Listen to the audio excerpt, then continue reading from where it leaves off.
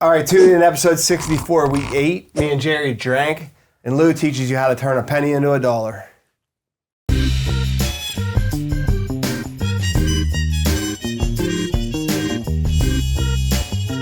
You're listening to Between Two Bridges, a business-to-business podcast.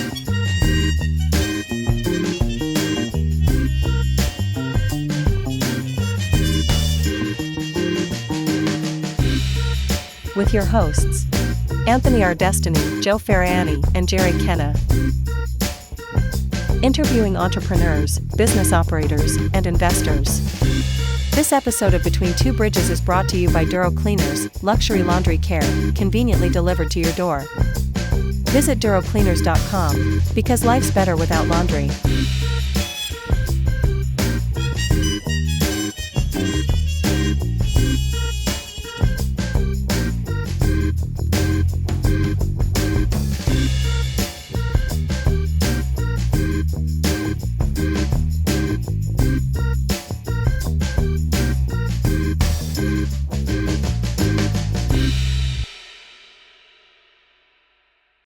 All right, here we are, Between Two Bridges, episode 64. We have the one and only Mr. Lou Biondi. Mm-hmm. Lou, would you like to tell people at home what we brought you in for here? To bring up food, some homemade wine, and some biscotti. Yeah, you think this guy's in the car business. He's in the people business. That's it. Yeah. This is the first guest that brought us something to eat. Yeah. And we've had pizza shop owners on. They don't bring us anything. Yeah, what the heck? What the hell? That's what when we get together, we eat. Yeah, break called bread, right? hospitality. That's Well, right. we do it at the dealership. Yeah. You know, it's funny because, and you guys I think are old enough to remember the 7-Up commercials, the Un-Cola. Yeah. So I told Russell we want to be the Un-dealership. So I had to go back and actually go and show him the Pepsi, the Sprite commercials. He's too young for that. Yeah. Right. So he didn't know anything about it. And so we're trying to, I want to change everything, the perception of the car business. So make a friend. So I have biscotti at the place. I have coffee at the place. If I got extra food, we feed people and, make 100% friends and sell what you can sell. Yeah, I think a lot in the car business, you're working on real tight margins anyway. So like, they can go down the street, but they're gonna save $500. They're not gonna save 30 grand going down the street to buy a car. Mm-hmm. So now when you bring that friend element into it, what's $500 amongst friends? Well, there's a couple clips of when our film guy comes to the dealership, he follows me around the whole time he's there. So for 5 hours, he gets everything that's going on. Then we decide what we can use because some people don't want to be on or whatever. But so Russell purposely has people come in on that day to make deals because we're not going to say no. Yeah. You know what I mean? So, but when I do make a deal with people, I don't look at that one deal for profit. I look at what that customer's worth over their life, and with referrals, and coming to service, and. So many dealers worry about how much money they make on one deal. And actually, I get criticized on TikTok from other car people. They said, oh, you gave all the money away. You gave it away too fast. You could have gave half. If the guy asks for $1,000, I can give $1,000, I give it to him. If I can't, I don't. Right. I mean, I mean, why not give the guy what he wants if I can still make money? I mean, I don't do anything and lose money, you know? Yeah. Now, again, we do price our cars in the market. So if the market changes, so when we buy a used car, it's a green banana. If it turns brown, I get rid of it. And if I have to lose a few bucks to get rid of it, I'm getting rid of it. So our used cars are priced in the market, so you never, ever overpay. We look at the market. We want to be one in either the value of the car with equipment or one in price. So it makes it easy, and that's why people come. So people, they have to ask, though. Yeah. If they drive down from Punxsutawney, I say, you drove by 12 dealerships. Why'd you come here? Yeah. Because our price was the best. Yeah. And here's how we go over the cars. Here's what we do. And anything I say, I can prove. If I tell you we checked the car, we show every customer on a used car what we did, what the mechanic called, what we fixed. And then so we can debate it up front. For example, the tires and brakes are half. I want brand new tires and brakes. So that's a negotiating point. Mm-hmm. But that's our minimum standard. Brakes are half, one cut on the road, or tires are half. So, but I can prove in writing. We checked your battery. The battery's good. So we've had in this cold spell, people bought a car a month ago, the battery went bad. Well, the battery was good, but it was probably on the edge. The cold weather replaced it. So, I mean, so it's, and we tell the customer, keep this because if something comes up funny, here's the documentation. Either we missed it, because we do stuff wrong. Yeah, sure. And we take care of it, So it's interesting to go back to the fact that you have you have food and, biscotti and all this stuff at the dealership. You're providing an experience. And I think one thing that, and you can correct me if I'm wrong, obviously you've been in the game a long time, seems like a big thing that's changed about the car business is that all the pricing is online. All this information's online. It's never been easier to shop your competition. Yes. That if I'm shopping for a Navigator, I can not only see, the MSRP, but I can see what all the dealers within 500 miles or more from me are willing to sell that vehicle. So it seems to me like it's become a lot more difficult to compete with price by just having price, because anybody can beat anything. But when you provide an experience that makes that customer feel comfortable and a pleasure to do business with you, that you're offering something that another dealership isn't willing to or able to. So they're never going to shop that price. Personally, as a car buyer, I prefer to do deals with people I know.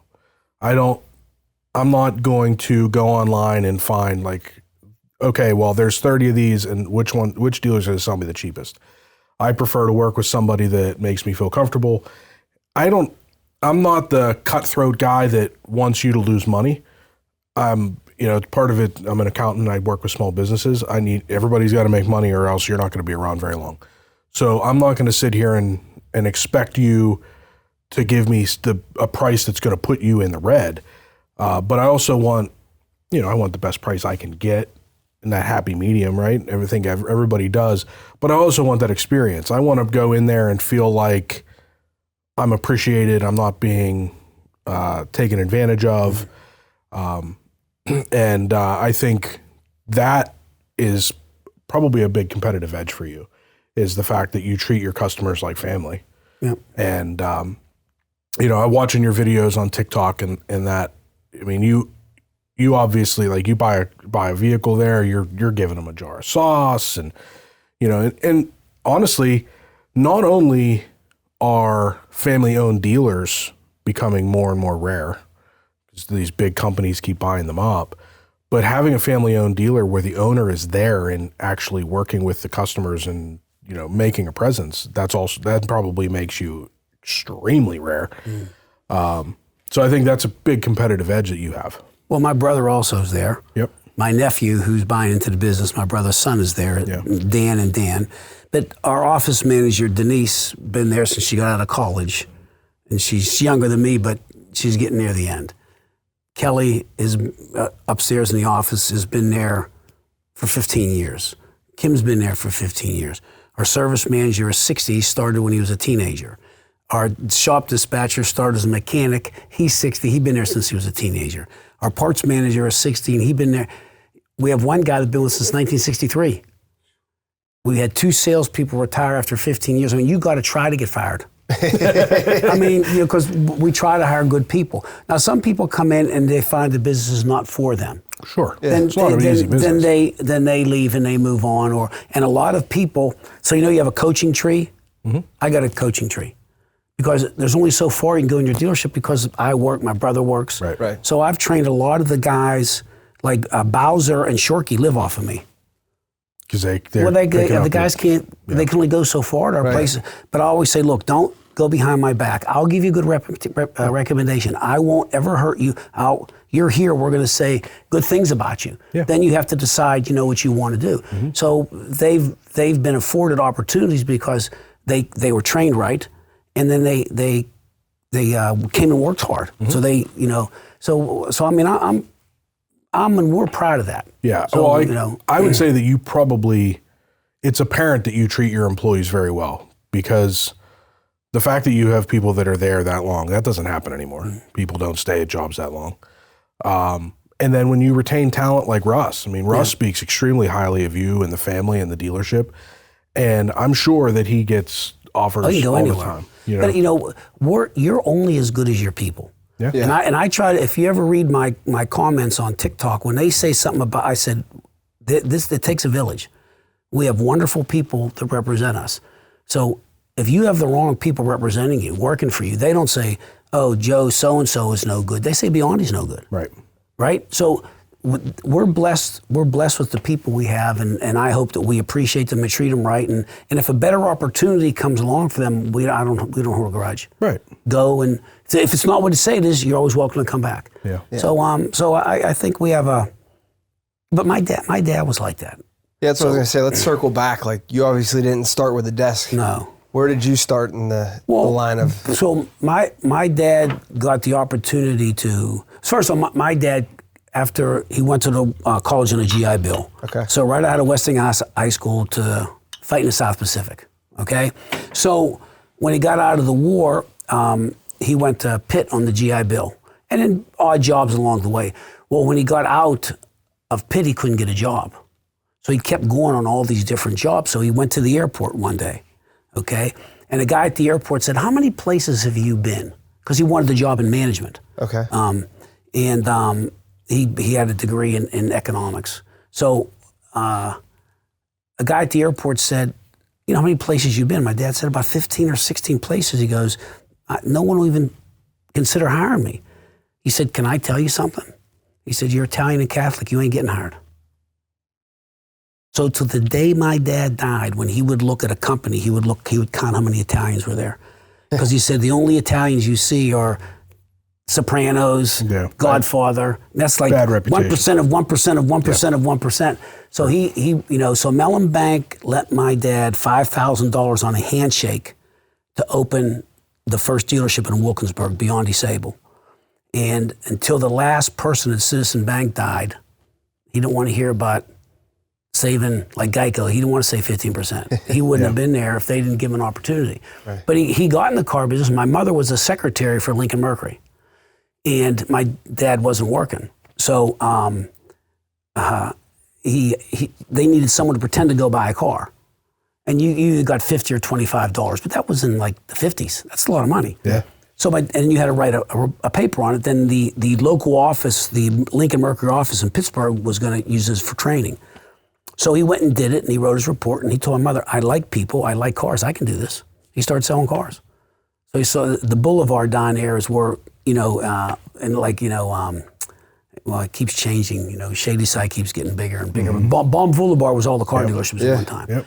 And that's where he started. What dealer did he start at? He started at a Chrysler dealership, and I forget the name of it. Okay. I should have it in my head, but I forget the name of it. But a lot of those guys, all started there. Yeah. Mr. Cochran was a lot attendant in Braddock, then became a salesman, then became a manager, then bought the store, Rob's a wonderful person, and what he did with the business is unbelievable. Well, they're really good people. The Kelly family, they started selling Jeep Eagle Jeeps in Verona, PA. Mm-hmm. Yeah. And then they moved up to Butler. I grew up right near there. Yeah. Yeah, down there. So a lot of those guys were, people that couldn't get jobs other places. They started selling cars, and they all knew each other. Like Ted McWilliams was an unbelievable businessman, Ted. And I got the opportunity to meet some of them just because, they were friends with my dad, And the progression of the automobile, like every house has 2-3 cars now. Oh yeah, it's all together. And you said it's conglomerates right now. So they really don't, they want to care, but they don't care. Yeah. I'll kill not to lose a customer. I handle every single problem at the store if a manager can handle it. So, and I'm a reasonable person, and so are people. So I really never have a problem because I sit down and I talk to them, and they're expecting a fight right off the bat. Sure. So I just say, here, we're going to relax. We're going to take care. Get a cup of coffee. Let's bring even better, give them some wine. Let's say, give them a little wine. We used to do that. You don't do it anymore now. Yeah, this is... PA's got a problem with that probably. If I drink too much more of that wine, I might be buying a Lincoln by the end of this episode. So I was fortunate enough to grow up in the household I grew up in, to have my father as a tutor, and then there was a lot of other people that influence you through your life that you see, but nothing like my father. So he started selling cars at a Chrysler dealer on Baum. And then, so did he originally start Biondi Lincoln? Well, then he sold Ramblers. He sold Ramblers at Krebs and King. Now the Krebs have a Chrysler dealership. Yeah, on Route 8. Right. Then they were really great people. And we got to know the boys when we were younger because they had a cottage and we would go visit them. So my dad became their used car manager. And then Mr. Krebs let my dad buy in a little bit there. Then he met Maury Sable, who had a Rambler dealership, and the Mercury point came up in Wilkinsburg. So it was Biondi, Sable, Mercury in Wilkinsburg. Okay. And then there's a McDonald's there, right? That McDonald's was Jerry Newsom Chevrolet, and Jerry Newsom played for the Steelers. So that was all Jerry Newsom Chevrolet. Our dealership was there. There was used car dealerships up and down the street. I mean, Wilkinsburg was a happening place. Right. So so that's where he started, and then it was a factory store in Monroeville, and factory stores never make it. So it became available. So they moved out of Wilkinsburg and moved there, and then he got Lincoln also. Okay. Because Lincoln, you didn't get Lincoln if you had Mercury. You had to get it, had to acquire it. Yeah. So because he did a good job, they gave him Lincoln. So Mercury obviously is no longer a thing. Yeah. How did that go down? Because if you've got it, that's two separate franchises, right? So you Basically. What you're saying is if you had a Mercury dealer, they weren't just going to give you Lincoln. You had to buy basically But then franchises. then it became Lincoln Mercury. So as time went on, it was Lincoln Mercury. You got the whole thing. You got the whole thing. In little towns or something, they might still have Mercury, but Okay. in 2010, they introduced a new car that was coming from Europe. They had a guy standing there, 2 weeks later, they said Mercury's going away. Really? And they came in to visit us to sell us on the idea of it. And at that time, I was sitting there. I didn't say anything. I just listened. So my dad was talking to them, and all the accountants and all that came in from Ford. And they're saying, well, this percentage of people, we're going to get this percentage of people are going to move to Ford. My dad said, no, they're not. He said, you might get maybe 12, 13% move to Ford. They're going to move to Buick. They're going to move to Honda, Acura. I said, you're just going to keep all them people in business. Yeah. His number was on the nose. They thought they'd move 50 or 60% of the people to Ford. My dad said, people don't want a Mercury, don't want a Ford. Right. That's why they have a Mercury. That's why a guy bought a Buick, ain't buying a Chevy. Right. He bought a Buick. Oldsmobile was an unbelievable franchise. They destroyed it to make Saturn. That's a shame. It was the most profitable, loyal. I always liked Oldsmobiles. Oldsmobile was a great car. But the old Cutlass, the old Oldsmobile Cutlass, Cutlass Supreme. Man, that was when I was love the Cutlass Supreme. When you were, when I was a kid, that was a hip car. Even the and it's not really like a great car, but when I was growing up, the late '90s Cutlass Supreme SL, the 2-door. I always thought that was like the hottest car. They were stylish, pretty cars. I mean, somehow they decided those were old people car, but an Olds 442 wasn't an old person's car. A Buick Wildcat, a Buick Riviera. If you look at 60s Buick Riviera, they look like they were designed in Europe. Those cars were absolutely fabulous. Yeah. We grew up in such a shitty era for cars, like late 80s, 90s. But they're rough. when you were a lot attendant, just to visualize that car lot, you got all those straight. Well, see, people don't realize Mercury too. Cale Yarborough won the Indianapolis 500 2 years in a row in a Mercury Cyclone. And all of a sudden it became so popular, Ford got rid of it. And we had the Mercury Capri, and it had a bubble back, and we started selling those. It started cutting into Mustang. Because they made a 5.0, and the Capri was more stylish, a little bit upgraded, better suspension. Boom. Anything that would mess with Ford, they'd get rid of. So, but that Mercury Capri and at one time it was made in Europe and was brought here from Europe. And then, whatever the reason is, they built it here, but that was fine. It was a really, really cool car. But Mercury had you had the Buick Wildcat, you had the Pontiac Bonneville, Pontiac Catalina, Buick Wildcat, the Olds 88, the Ford Fairlane. They were big high performance cars. Yeah. I mean, they were really cool cars. Yeah. But the gas crunch, It changed a lot. changed it a lot too. Late 80s, early 90s, I mean, if you had a 200 horsepower, 180 horsepower car, that was like a big deal. Now. But then when we were younger, they did the gas for clunkers, which wiped out a lot of those big body. Cash cars. for clunkers. Yeah, I remember that. They bought all this. Another genius idea by the government. It worked out good for me. I had like a old F-250 pickup truck, and junkyards had parts aplenty. Yeah. Because they were dumping shit down the motor, so you couldn't run them after you Yeah, that's right. They them were in. killing. That's right. I forgot about that. They killed the engine, but like if you needed an alternator or something, you Yeah. can go get it off. I of those. forgot that they did that. Yeah, that was a crazy time. Yeah.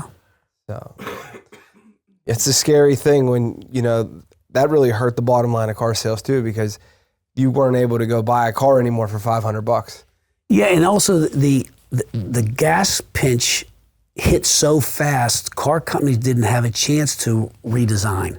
So they had to do it on the fly. Right. They made so many mistakes, which you're going to make. I mean, it takes time.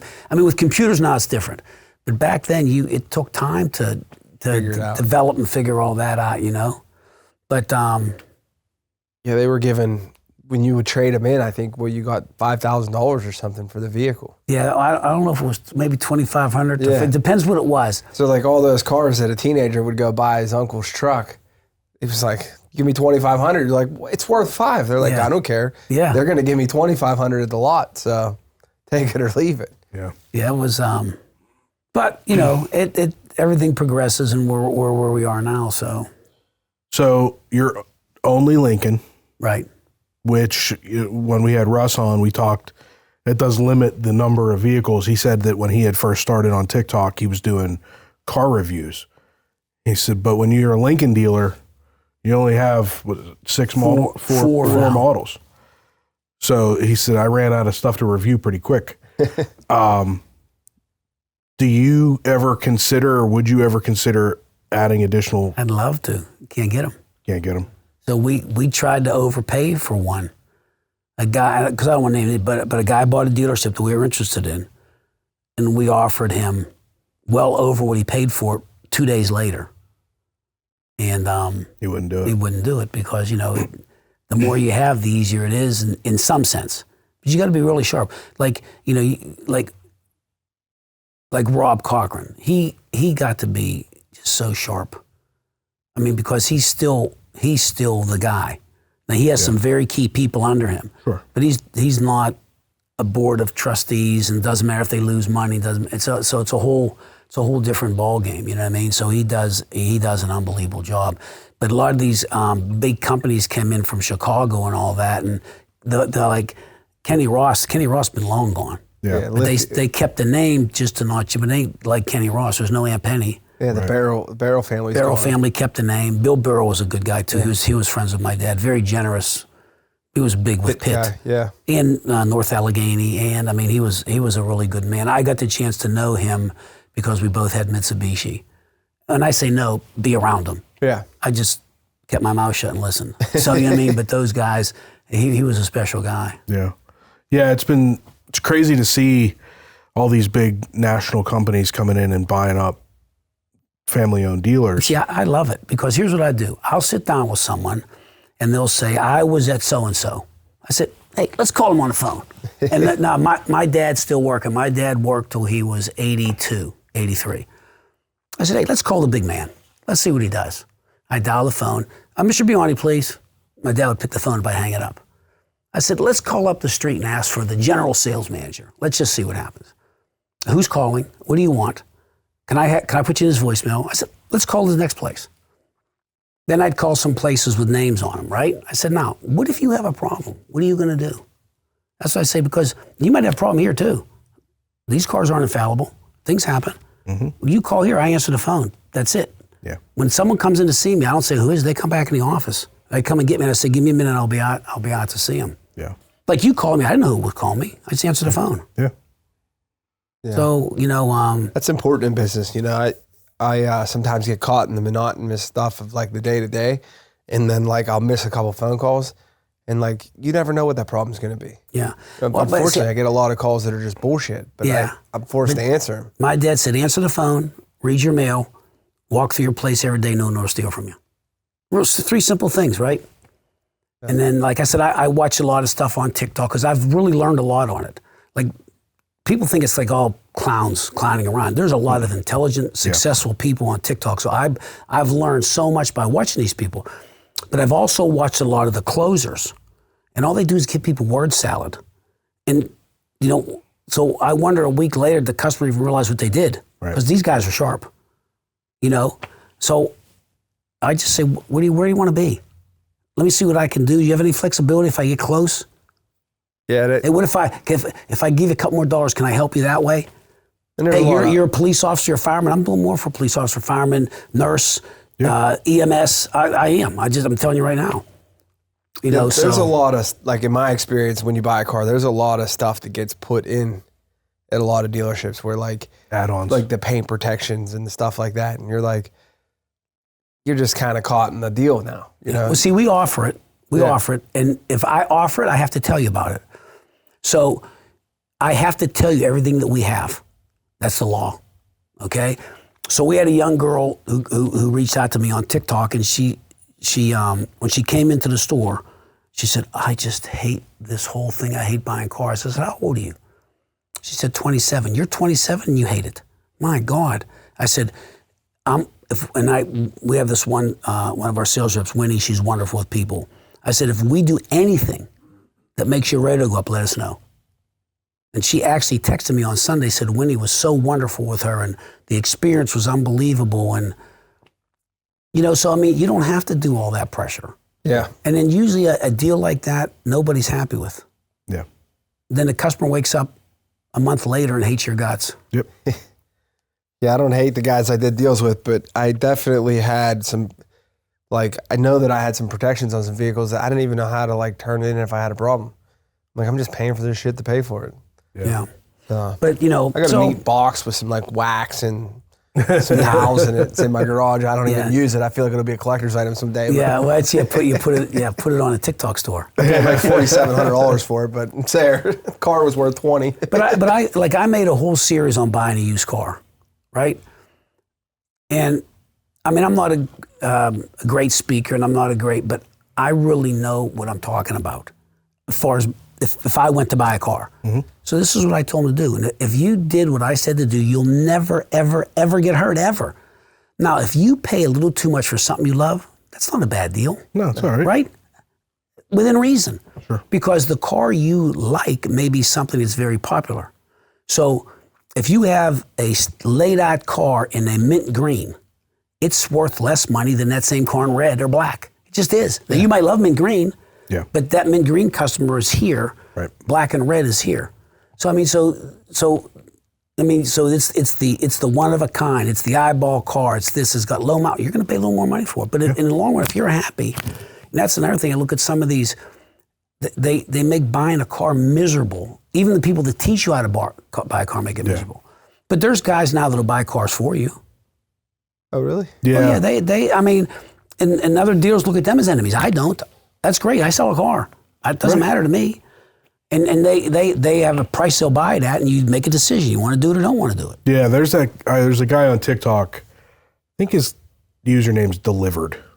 I think he's done work with Tommy. Ross. He bought a car for us. He's nice. Yeah, I watch his. Matter of fact, he was doing a TikTok the other day on buying a used car, and I never joined them things, but I joined. I said, Tommy, give me some advice on what I can do to make people feel comfortable when they're buying a used car. He didn't get back to me. I get it now. Yeah. I know why they shut TikTok down.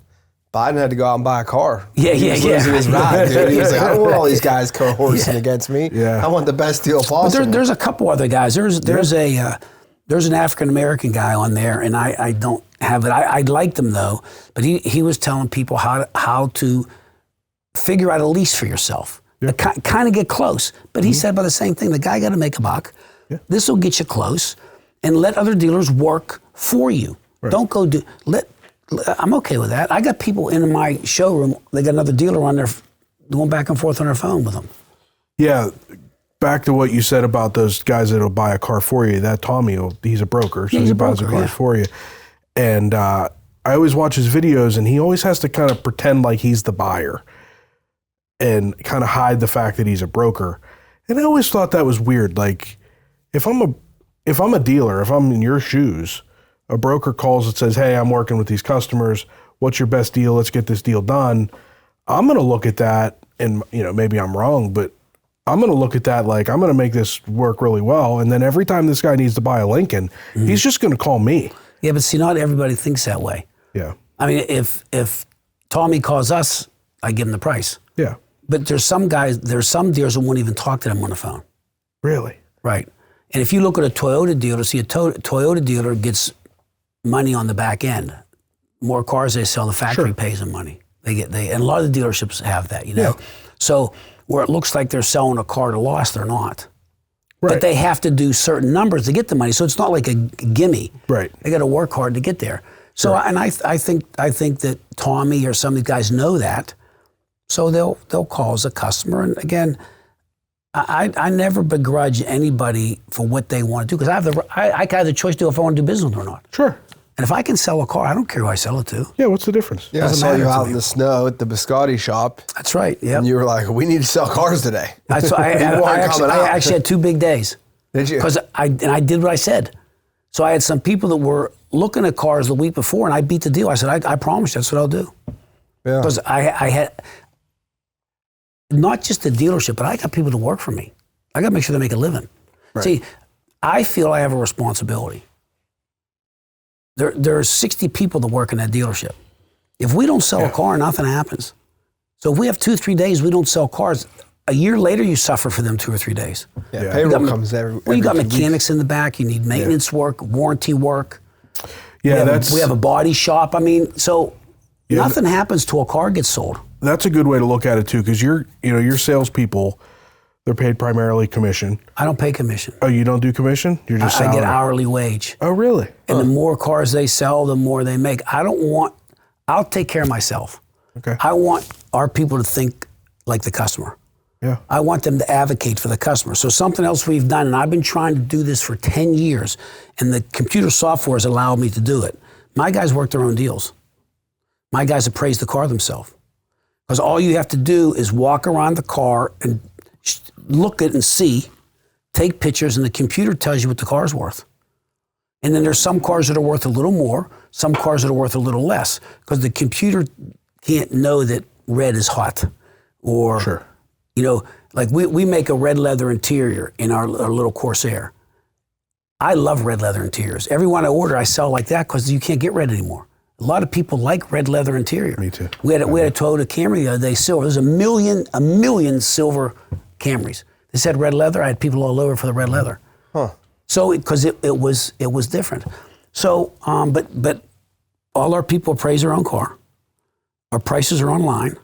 You figure it out. Then if I get close and I got to do something, I'll do it. And I have a used car manager too, because he'll go out. Some cars are worth more. Sure. Because see, when you look at the value, like when you look at all these sites, a lot of them are 3 months behind. Yeah. So they're not caught up with what's going on. By the same token, they could be way wrong. So 0% come out on the Navigators. That made every used Navigator worth $3,000 less money. So if you had a bunch of used Navigators on your lot, late model, you were sick. Because now you could buy a new Navigator close to the price of a used 23 or 22, because you got 0% changes a lot. Sure does. Will they give you a heads up on that? No. No, they just send you an email. No. You get an email in the morning. 0% today. Sweet. So guy says, is this your best deal? Like, it's my best deal right to second, because they went from 0% 60 months to 0% 72 months. Oh, wow. So now I had to call all those people back that looked at, but they say, I knew you would call. No, they changed the program. Yeah. I didn't change that program. I wasn't bagging 12 months of 0% Yeah, on you. what's the difference to you? But the manufacturer puts car dealers in a bad situation, because they just, now let's say you were in the store. Let's say you were in the store on December 29th. Yep. And I gave you a deal. And then you called me up January 2nd. I can't do that deal anymore. Right. 2 days. Program's changed. Yeah, the incentives are different. But plus guess what the they're mad year at? end. So I say, look, this is the program. It's going to end. Could it get better? Yes, it could get worse. But right now, the deal you have is no good on a second unless they keep the programs the same. Yeah. So that puts That's 0%, but you got to have like what, 780? No, Credit no, score? no, no. They'll buy in the sixes. Oh, really? Every deal's structured differently. Yeah. Now, if you're going into a deal and you're $4,000 or $5,000 upside down, you're not putting any money down. No, you're probably not going to get that. Yeah. So they look at the deal structure too. Money down helps with your scores. Yeah. Trade equity helps with your scores. There's a lot that goes in. Like, it's a unique business, I guess, but like it's pretty simple once you're in it every day. You kind of walk it, talk it, feel it. It's simple in the sense, just be nice, like Roadhouse, the original Roadhouse. Just be nice. Mm-hmm. Just be nice, right? Yeah. But there's so many factors. People go home and change their mind. You can't get the whole deal approved. The bank calls you back and doesn't give the better rate. I mean, so there's a lot of factors that happen, on deals that are frustrating for salespeople, because you put a lot of work in and then all of a sudden that falls apart. And that's the frustration of it. So, the closing ratios are higher now because, there was less production. I don't know how that's going to change. But our closing ratio is very high. We only have 4 new cars to look at. You pretty much know what they are. Mm-hmm. You know what I mean? So, but we look at things a little different. So we consider we have a new car franchise with 4 cars. We have a certified pre-owned franchise with 6 cars. Then we have regular used. Then we have a parts department, and we just hired Josh Smith. We just moved Josh Smith back part-time to parts. That's Smith 412. Yeah, Mr. Right? Smith. Mr. Smith. So he's going to be eventually, running our parts department. He's back there learning right now, and he's very excited. So he wants to do retail, sell retail. So he's gonna really change the used car department because he might be the only man in the nation that's excited about selling parts. I mean, you know what I'm saying? That's a dry job, Him man. and Tommy Boy. Yeah, that's a tough job. So then we have a body shop. So we have a collision center too. So we're fortunate there, and. Mike DeDominic, our service manager, I mean, if Ford can't fix a car, it's sent to our place because of Mike. He just does a great job. Now, on the used car side, are those all trade-ins that come in? Or are you out buying used? Every used car we bought at the auction, we've lost money on. Really? Because you have to. So when you're at the auction, you have to be the highest bidder. Then you got to ship the car. Then you have to certify the car. So if you don't sell that car within 2 weeks, it becomes a loser because you have too much money in it. So, but we had to buy some cars just to have cars there. So we did, knowing that it wasn't going to be. But we got a customer. We got warranty work. See, service departments make all their money on warranty work. We talked a little bit about that with Russ, the absorption rate. Right, but warranty is the key. So, so again, I lost a little money here, and V-Auto has the V-Auto model is everybody makes a little bit of money, and then you get the service work. Don't club the guy over the head for a one-time shot and never see him again. So, again, we have really good people and we're nice to everybody. If we have a problem, we deal with it and we fix it. We don't fix the blame, we fix the problem. What's your favorite part of the whole working at Biondi? I like to talk to people. Yeah. And I have fun with the young guys. So, I mean, my dad, young people kept my dad young. So my dad was 97 when he passed, but my dad, other than being set in his way, he was young. You could talk to him about anything. He lived life. He grew up in the Depression, fought in a World War. You know what I mean? So, I mean, immigrant parents. I mean, so just, but he was funny, and he kept young with young people. Yeah. So, I mean, the young people we have, Russ, his brother, Mr. Smith, they're keeping you young. Well, they're fun. They're fun to be around. Yeah, they're keeping you young. Our general sales manager, Josh Hamilton, he's fun. So they got me doing the TikTok, and it's my kids just when I first started, go, oh God, I can't believe it. Well, now I got over 5,000 followers. That's great. So I got to get to 10. Get a plaque for the office? Oh no, I don't know. But if I showed you on my phone all the TikTok people I'm working. And a lot of times I don't get much out of it. Like I helped a guy in Florida buy a electric truck down there, and Smell in Greensburg helped me help the guy in Florida because the Florida dealers wouldn't help him. Huh, really? It's just unbelievable to me. So a guy in Florida calls me and Smell Jason Smell Ford helps me get a car, and and then I've helped 2 or 3 people. Like they said, well, am I going to get a better deal here? What should I do? I said, look, here's my deal. Go to your local Lincoln dealer. If it's a few $100 more money, buy where you live. Yeah. You know what I mean? Buy where you live now. But you might go somewhere. Like I have a guy I'm talking to right now, and he called a local dealer, not in the vicinity of Pittsburgh, but in the area, and he called the salesman there 3 times to buy a Navigator. The guys never called him back. So he did DM me whatever off of TikTok a while ago, called me. We got right back to him, found a car for him, and I think we may do business with him. I don't know if it's going to happen. Where is he located? He's not. I don't want to because I don't want to make. But you'd have to ship the vehicle. No, we can drive it there. He can come and get it. And a lot of people like West Virginia. Like we sold a car in West Virginia, Ohio, Indiana, all in the last 3 weeks, all off of TikTok. I've always done that. Like I always look on Craigslist or like Facebook Marketplace when I'm going somewhere, because I'm like, if I'm flying there and I could buy like the right used car, I could just drive it back. Yeah. If you get something you it's like. fun. It's an adventure, Yeah. And my daughter Athena, she played soccer at Michigan State, and she married a gentleman from up there.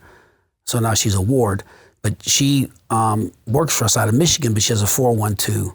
So she answers all our internet stuff. Oh, yeah.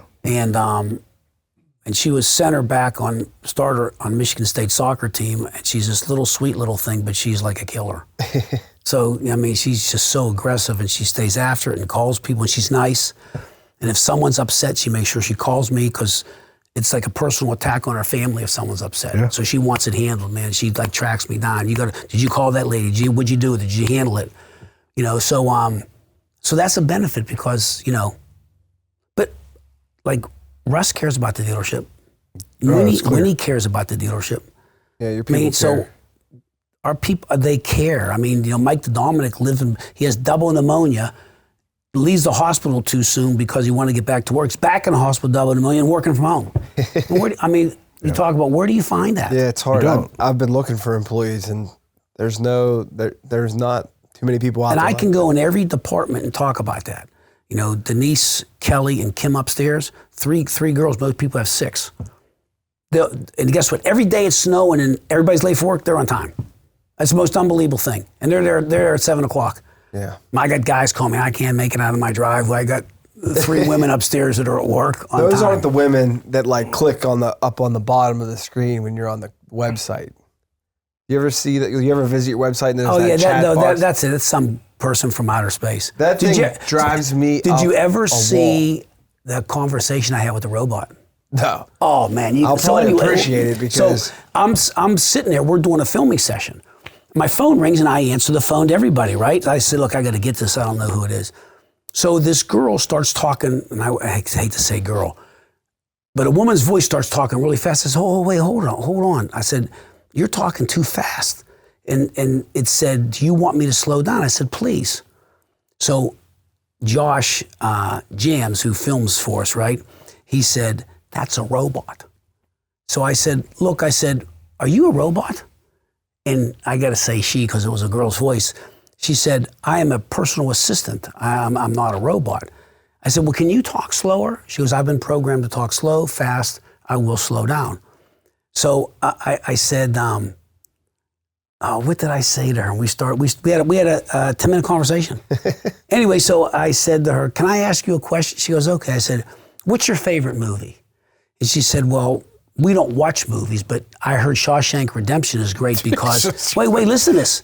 So she goes, what's yours? I said, Godfather 1, 2, and 3 in that order. What's your favorite scene? She said. I said, my favorite scene is Godfather 2 when they're all sitting around the table and Sonny says, how about the nerve of them Japs bombing Pearl Harbor on Pop's birthday? Because that was like, yeah. Right? Yeah. It was like, it wasn't, they didn't know it was his birthday, right? Yeah. So she goes, that's very intuitive. I can see how you can, you got to listen to it, right? So I said, hey, can I call you back sometime? Right? So she said to me, well, if you want to call and discuss whatever she was selling, I said, okay, thanks. So I got off the phone. I said, if I was single, I think I might ask her out, right?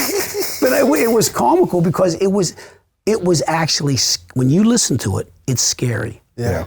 because it was learning about me as it went along. Yeah. Right. And then it's taking that information and using it for the next call. Yeah. So like it might, if he called your buddy, she called your buddy next, what's your favorite movie? Godfather 1, 2, and 3 in that order. Hey, I know somebody that, I mean, but it's really funny. I mean, but when you think about it, Yeah. you know, Well, so I was like, when I first started looking at buying new cars, I was the guy that would go on Sunday. So you didn't have to be bothered. You could just like walk around and look because we didn't have the internet like it is today. So then I compare that to like, you can't even go and look at cars online without being hassled by that chat box. yeah. Well, you can just tell it to go away, but we found we weren't using it. We were losing business. I'm sure it drives. And if you ask somebody for their phone number, they just click off. But they're not really interested anyway. The people that give your phone number are really, truly interested. So if you're interested, you give a phone number. If you're just looking, you get rid of her, and then you do what you want and you move on. But so there's a lot of technology that's helped. I grew up where people guessed what the price of the car was, or they had that Edmunds magazine that told them cost. But Edmunds never had freight in there because freight wasn't. See, now you pay the same for freight. Before you didn't do that. So freight was less if you were closer to the plant. Oh, really? So it didn't have freight in there. It didn't have some other things in there. So people would come in, they weren't even close to being, but there it was. So now all the information makes it easier for me. I don't know about other car dealers, but it's easier for me because people know you can't do business at a loss. Right. Yeah. They can't. yeah. Like George Salabia was negotiating with someone the other day, and they wanted to pay. George said, "Look, here's what the car cost me. I got to make this much, whether you believe it or not. There it is. This is my." He showed him the internal. This is what I got to make this much money. Yeah. Otherwise, it's not sense for me to do business. Right. And him and the guy got together, but the guy made an offer from what, like I say, well, like, would you dream that number? Right. Or you look it up in a dream book or something, because people would have these ridiculous numbers. He's one of my favorite guys I on love to TikTok. watch George. I watch it. And his dad. Yeah. His dad reminds me of my dad. Yeah. Watching him negotiate and, sometimes he gets beat up pretty good, but I enjoy watching his live negotiations and stuff. That stuff's fun. A normal person might negotiate 10 car deals in their lifetime. Right. With TikTok, you could see 10 in an hour. you Yeah. know? So you're more comfortable with the process too, and they're not hiding it. So it's not like at any of these videos I've ever watched is someone say like, "Yeah, we took that dude. We made 10 grand today on that deal." Yeah. It's not like that. Well, we sold a guy from North Carolina a Navigator. They have a limousine service. So, like, I wanted to meet him, and I wanted to give him some cookies and everything. So I went out and I met him and talked to him, shook his hand. I said, "I got to ask you, North Carolina here? I mean," he goes, "Your people were nice to me." He said, "I could have bought anywhere." And he said, "I maybe could have bought for less." He said, "But it was worthwhile for me to fly up here, buy this car, and drive home because you people were nice to me." So, I mean, is that everybody? No, but that's one sale. If I get one of them a month, that's 12 cars. Yeah. Hopefully I get a referral. All of a sudden, 12 turns into 24, 24 turns into 48, 48 turns into 100. Yep. I mean, so, so I kind of think that way on deals, but we don't ever club anybody over the head. We just don't do it. Yeah. And I can tell you, and I get, my father's working every day, and me and my buddy Mike Tedesco are out front selling cars and managing all the deals. And we had Mrs. Carlini, who grew up with my family in East Liberty. She had bought a car, and my dad looked over every deal every day. He said, "How do we make this much money on Mrs. Carlini?" I said, "To tell you the truth, I don't know." We gave her a number, and she said yes. He goes, "Send her back $1,000. Oh, wow. I mean, you know what lesson that taught everybody in the store? You don't do that.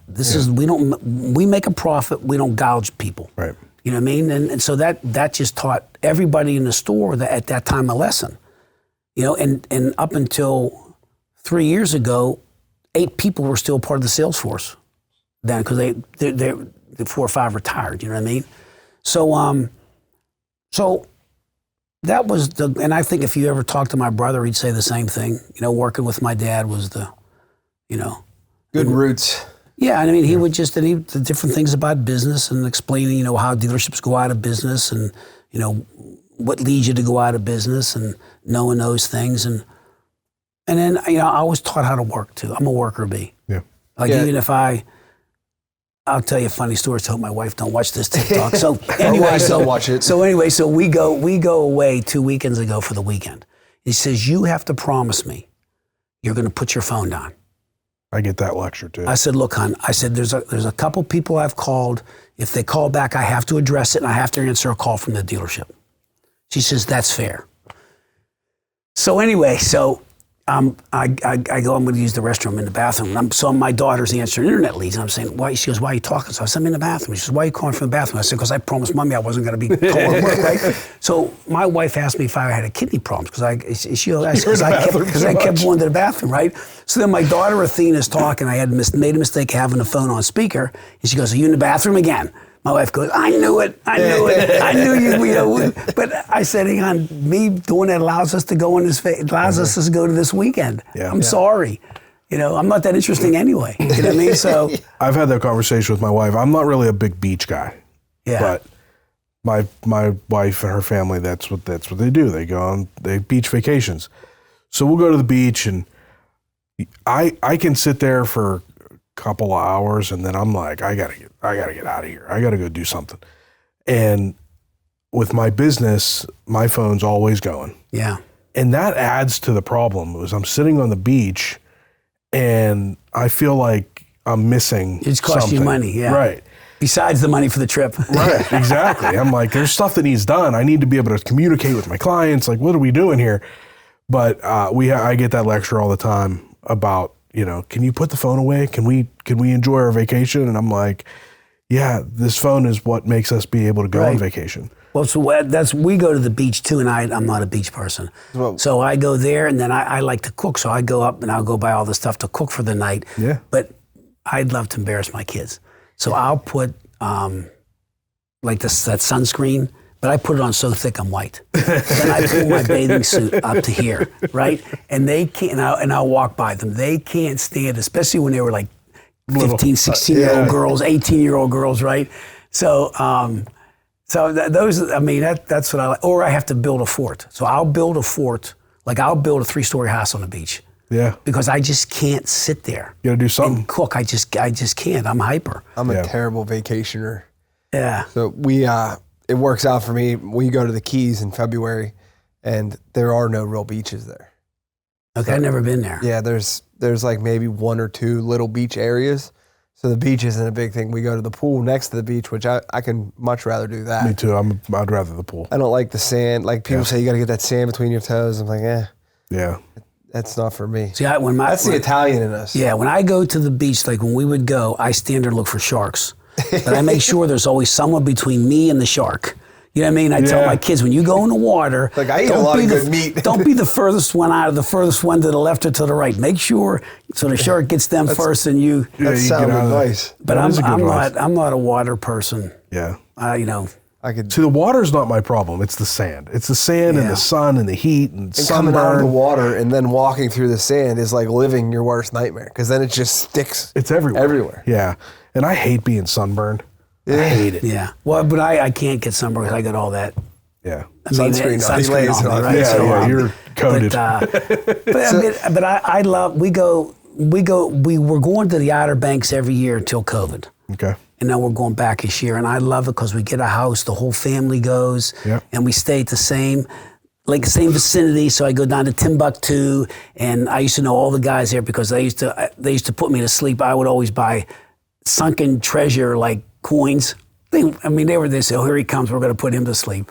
So I have all these like coins that they set her off this ship. That it's a lie because they'd be too much money.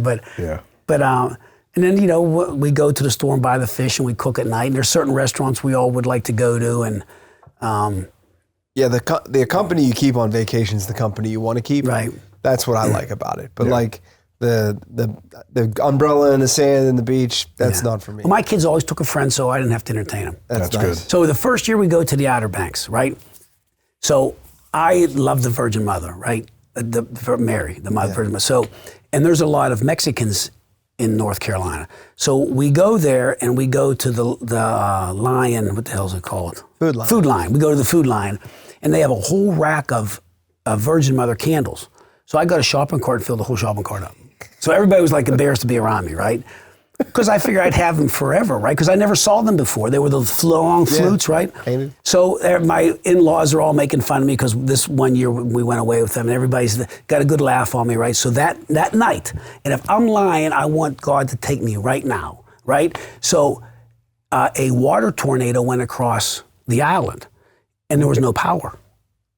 And nobody knew what to do. Or I had candles. Shopping cart full of candles. So I had candles. So I went and got the candles. I said, now look, she didn't hurt anybody.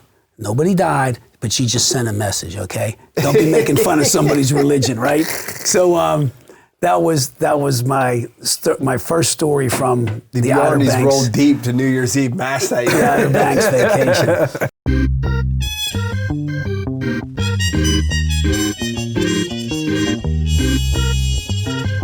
And now a brief word from our sponsor.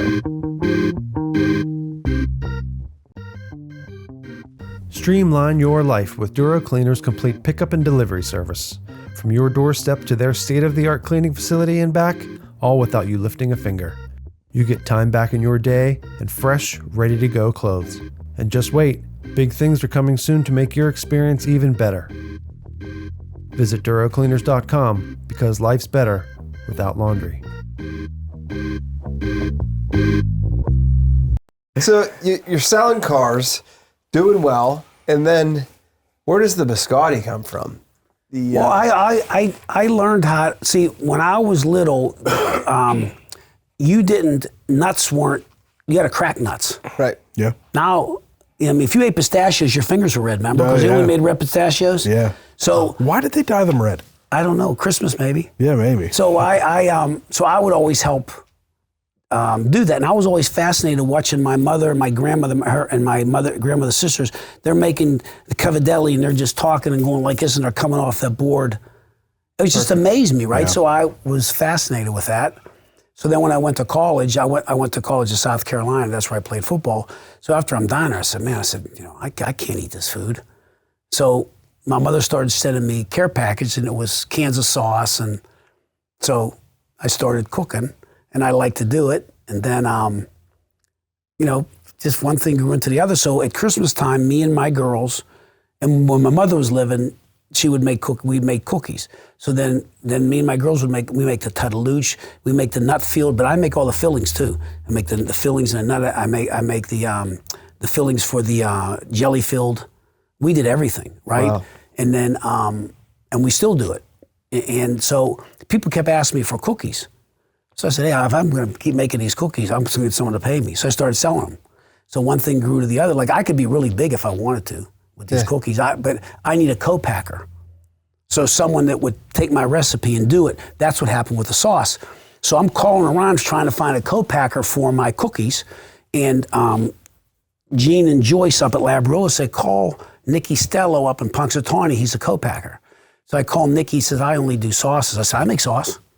So I drove up, met him. Turns out him, Nicky Stella, and my wife both went to Indiana, IUP, the same time, hung around with the same people, went to the same parties, didn't know each other. Oh, Crazy. So we go to Stello's, and he takes my recipe and makes it in front of us. Everything fresh. We sat there and watched, taste it. No, not exactly. A little more of this. And then I put white wine in my sauce. And and I said, well, you could cut your cost down. And I said, that's not my sauce.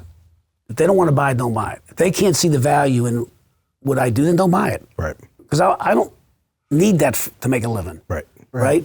So we made it. Then I come up with a label, and I got the code on it so I could sell it in the stores. And then I asked Labriolas, would you try it?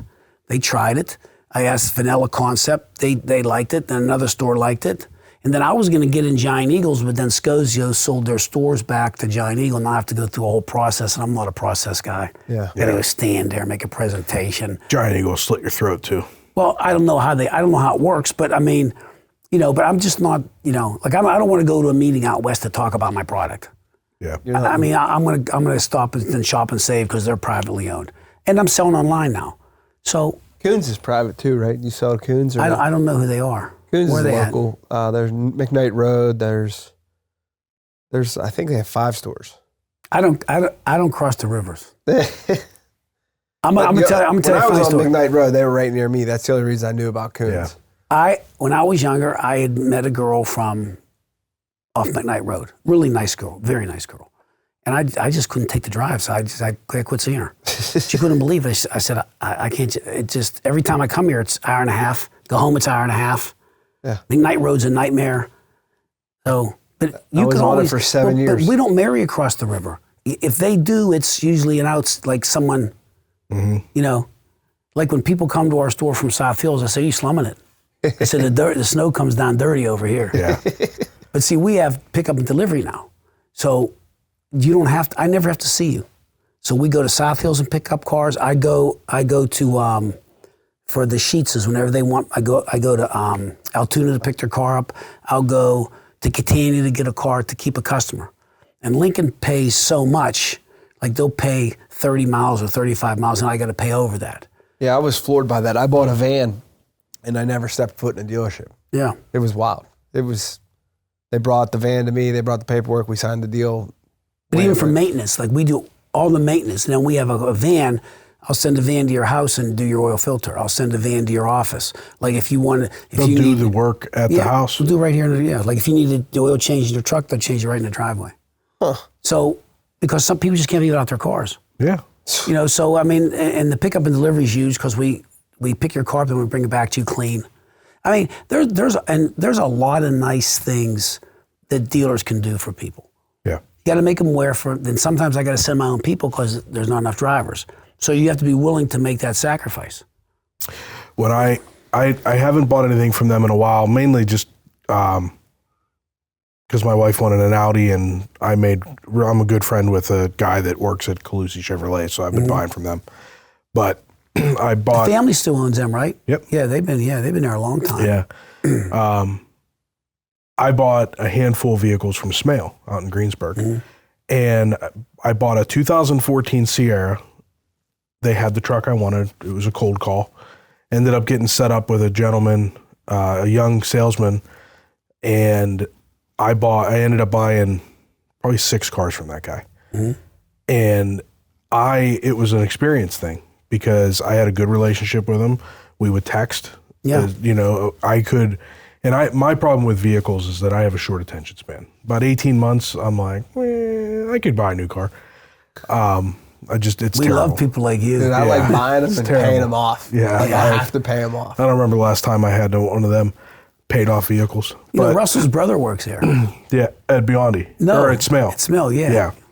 So the thing that I really liked is the fact that if I had in my head that I think I want to trade, I could text them, hey, can you run a number, give me an idea on my trade, and like, can I get into something like this? And then sometimes he'd text me back and be like, yeah, just wait. Sometimes he'd be like, this is where we're at. It was good.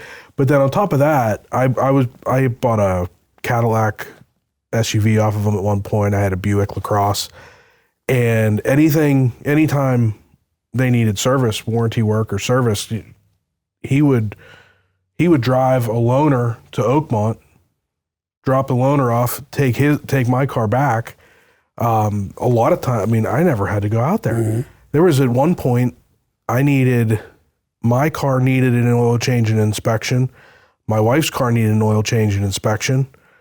And I called him up. I said, hey, I got a question. Do you think we could kill 2 birds with one stone? You could bring me a loaner, take my car, bring mine out back, take my wife's car, and then come back and get the loaner? He's like, yeah, I think I can pull that off. Called me later that day. He's like, are you at the office? I said, yeah. And before this office, I had an office in Oakmont. And he drove to my office in a Cadillac SUV. No, he actually works at Hillview. Fired. He left and so went many miles. Yeah, he left there and went to Hillview Dodge. They're nice people too. Yeah, very. My parents bought a couple vehicles off of Hillview. I just got a chance to meet a TikTok customer. Can you help me with a Jeep? And Pat, our used car manager, was friends with the Smithies and introduced me to them. And So, Yeah, they're really, really nice people. Really nice dealer to work with. Yeah, they're really They're nice. another dealer that they empower their salespeople. You're not going back. And what's that? What's the system they call? Is it the track system or? Yeah, APB track. They don't do that. They're not going to go back and do that. All of us dealers learned that system. Yeah. We used it, but you can tailor it to how you want to do it. You can be a hardcore track store, or you can have common sense. Yeah. So you initially learn what they wanted to teach you. Then you make it how you. Sure. Then you take it to the level you want it. So there's hardcore track stores. Like when we appraise your cars, we give your keys back right away. Because I don't like someone to have my keys. Yeah. Like when I even go and someone parks my car, I don't give them all my keys. I give them one key. Right. So I think that key thing is, and that's something I had to change when I went to the dealership. The hours, if it's a family business, how can you hire family people if they're at work all the time? Yeah. So we have 40 hours, and we try to. If it's your kid's ball game, I want you to go because I want to watch my kids. I'll tell you that key thing cost a sale. So my wife wanted an Audi. She was going back and forth between an Audi and a Lexus, either a Q7 or the GX, whatever, 460, whatever it was. And we went to the Cochran, the Pittsburgh Audi store, drove an Audi. We both really, really liked it. But she's like, I want to drive a Lexus. I want to see what it's about before we make this decision. I said, okay. So we left there and we drove out to Route 19 out in Wexford and went to the Lexus dealer. And we had already had numbers from the Audi store. We knew what they were going to pay off her car, which we were happy with. We already had all the numbers. The deal worked out. We told them flat out, we're going to go drive this Lexus. They were like, so cool, no problem. Let us know. So we drove out to the Lexus store and they did the key thing. So they took the key to my wife's car. We drove the Lexus, didn't like it. It seemed almost Toyota. like an old Toyota compared to the Audi. Yeah. So we didn't really care for it. The numbers didn't work. It wasn't that much less money than the Audi, and we thought the Audi was just way more vehicle. So, and then they were trying to lowball the shit out of her trade. So they came back, gave me the numbers. We're like, you know what? I think we're going to pass. We just need the key to her car. And they said, okay, give us a second. And then the manager came back. Well, let's sit down. I'm like, dude, where's the key to my wife's car? We're leaving. And he's like, well, before we do that, and he had my key hostage. And I'm like, you know what? Give me the fucking key. Yeah. I'm leaving.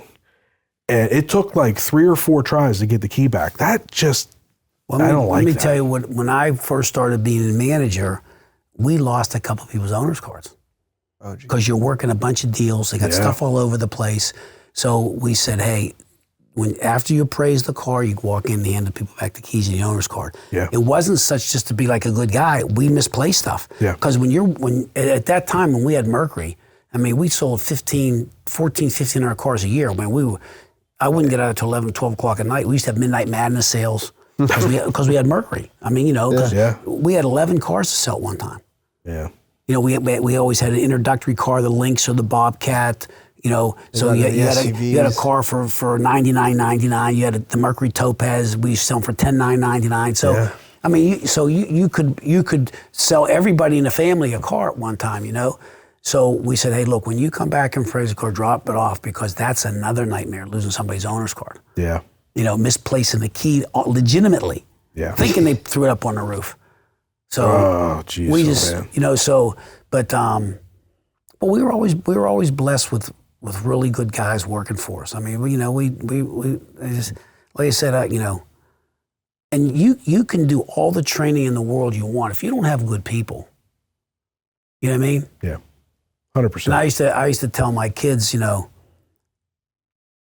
could, and I got to say this nice because we're on the podcast, but if you take a piece of crap and you shine it and shine it and shine it, you got to shine a piece of crap. Still a piece of crap. Still a piece of crap. So you got to find quality people, and a quality person's a diamond. Doesn't matter and you shine that diamond up, and that person believes in what you're doing, buys into what you're doing, knows if he sells somebody a car, you're going to take care of him. Yep. You have an employee for life. Yeah. Unless they want to get out of the business or there's a better opportunity. Right. Sometimes, a guy that worked for us could say, look, I can go to a high volume store and I can make more money. Okay. If it doesn't work, I come back. Yeah. So in the Lincoln world, what's considered a high volume store as far as cars? There's Lincoln stores that sell 200-300 cars a month. Really? Texas. Yeah. And you have those A-plan dealers up around Ohio, and then, the Pittsburgh dealers do a good job too. We have 3 good dealers, including Smell, because Smell's in Greensburg, but, right. South Hills, Schultz, us, and Smell, they all do a good job. How many units do you typically sell in a month? It depends. New Lincolns will do 35. Okay. Maybe 40. There's some months we did 40. A couple of times we did 50. Yep. But we're not. The biggest volume dealer in Pittsburgh right now is Schultz. He sells the most volume. Now, South Hills is close. So we're all very close, but. So if you were to pick up another franchise, would you buy a Ford franchise? Oh, I'd love to have next door. Ford's right next door to us. Yeah, I call their, Rob has a guy that does all the buying for him. Okay. And manages everything, right? Well, he used to be our Mitsubishi rep. So I call him once a month. And he gets rid of me on it. Like Susan Fee, he gets rid of me. I say, hey, I'm calling back. Hoping I'm catching the right time. You know what I mean? So, but, because that's up the steps. Yeah. So you're not a Mitsubishi dealer Not anymore, no. See, we've been offered other franchises.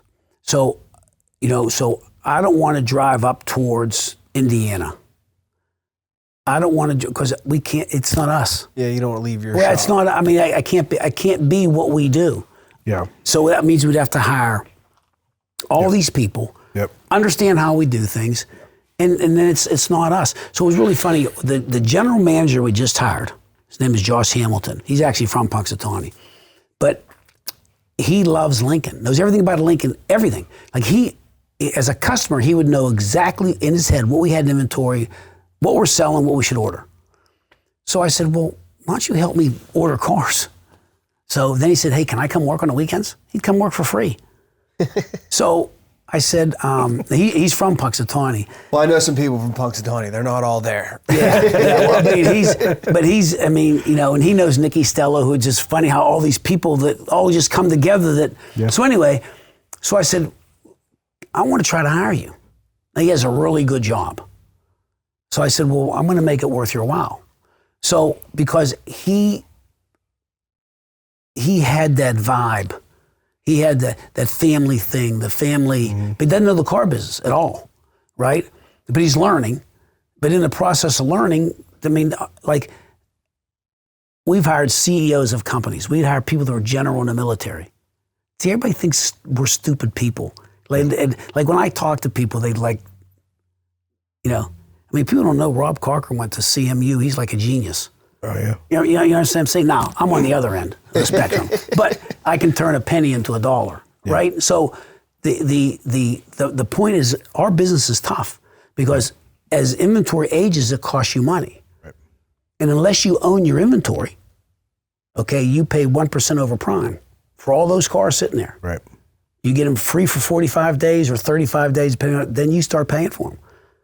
So at the end of the month, you might get a bill from Ford Motor Credit or Mellon Bank for $80,000 off the bottom line. Yep. So, it's a tough business. Your parts is cash. So if you order the wrong parts, you eat them. Got to take care of people in service. So it's a tough business. Yeah. Like so many other businesses are. But everybody thinks anybody can be in the food business. Anybody can do this. Yeah, go do it. Everybody always thinks everybody else's business is so easy, right? Yeah. So, our business is tough, and there's a lot of things you have to know to do it. And we're fortunate because that's the stuff I don't like. My brother's really smart. So my brother figures all that out, and I just make the money. So I handle people, I do all that. He doesn't like what I do, and I don't like what he does. It's perfect. And then my nephew's coming in and learning. Yeah. Right? But so it's a key thing because a lot of family businesses, people fight. Mm-hmm. We don't, because this is what, and then we respect each other too. So, So it's a pretty neat. I mean, it's a pretty neat situation. That's what I try to tell TikTokers when they'll say something. I said, you don't understand how we do things. I'm not saying we're right. I'm just saying, but we've been doing it for 65 years. We're doing something right. Yeah. You know.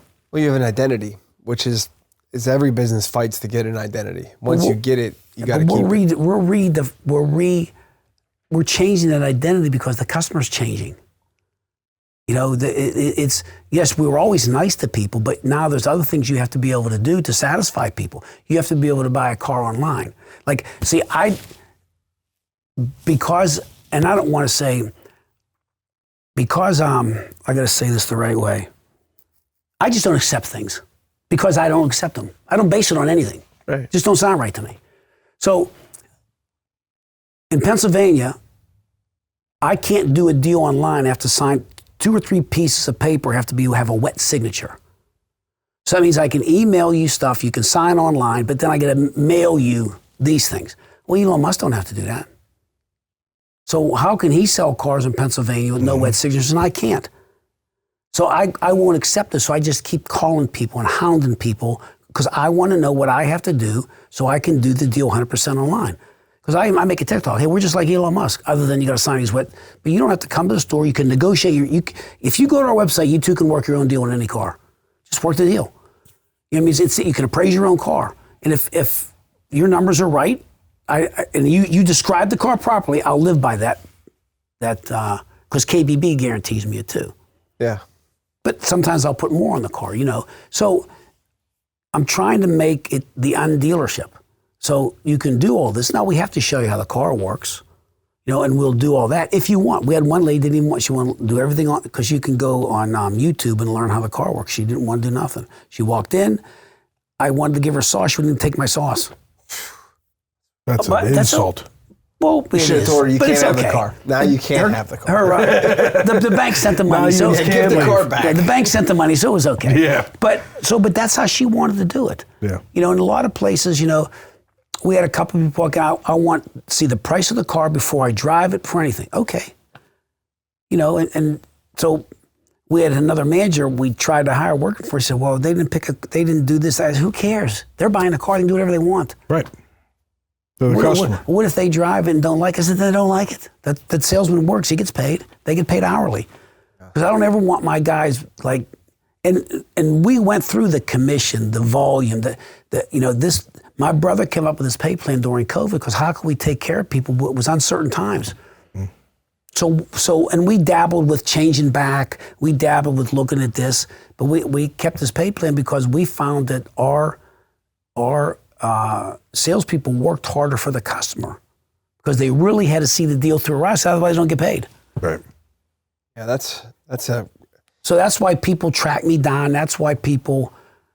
Well, you went over the other manager's head. I said, well, he still gets paid. What's he care if I close the deal? Does it matter? Do you have any of the, do you have any general managers that kind of resent your involvement with like going over their head, maybe changing, accepting a price? Maybe Russ comes in and says, hey, I want to take $1,500 off this, but the GM says I can't. Will you do it? Is that GM going to get pissed? Not really, because the GM is Joshua Hamilton, who we hired. Yeah. So he's been, he rolls with the punches. He rolls with the punches. And then, Pat, we have a real good used car manager in Pat Green. He's done a really good job with our used car department. And sometimes I bump his trades and he gets mad at me. Yeah. But Pat started with us when he was a young guy. I've known Pat for 25 years. So every once in a while I said, look, Pat, when I bump the car, my name goes next to it. You're not liable. You ain't going to lose your job for something I do. Right. Right? But he said, well, what color's the car? So I don't know. Mint green, Lou. Yeah. Well, we just traded a little mint green Focus. Shag interior. Yeah. Mint green little Focus. Dice on the mirror. But I can sell it for $59.99, so what do I care what color it is? But yeah. And it'll be funny because, like the other day I was talking to a customer and he said he wanted this much more for the car, right? And it wasn't a whole lot. It was like $750 more. He goes, why don't you go look at my car? I said, I don't want to look at it. He says, why? I said, because I might know for sure it's not worth $750. Just take the $750. I don't even want to look at the car. So, so a lot of times I don't even know what the color is. Yeah. I'm not going to walk away from, you'd be good at this. If I showed you all our costs and I showed you everything, you would say it costs you this much money to get a new customer. Mm-hmm. And just guessing, that's probably around $3,500 from a guy who never bought from us before. Right? So I'm not going to go another $500, $750 to make a deal. And then over the lifetime of that car, because see, in our computer screen, it shows what these guys spend that bought from us, they spent in service, right? Besides the car. I said, okay, so you guys are upset here. Look, this is what this guy spent here over 10 years. Look at that number. Yeah.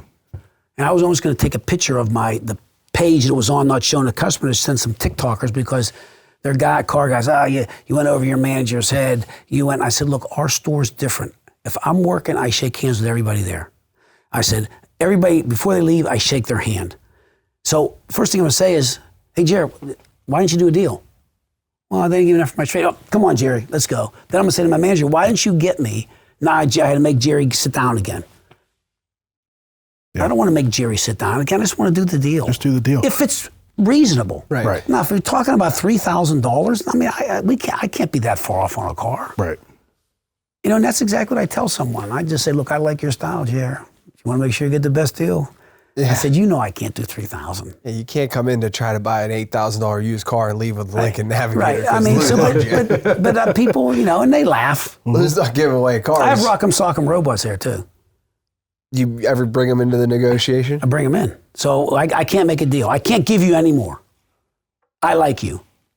You gambling, man? Get the robots. 2 out of 3. I knock your block off, you knock my block off, you get the money. I used to have a dartboard. I'd throw darts with people for money.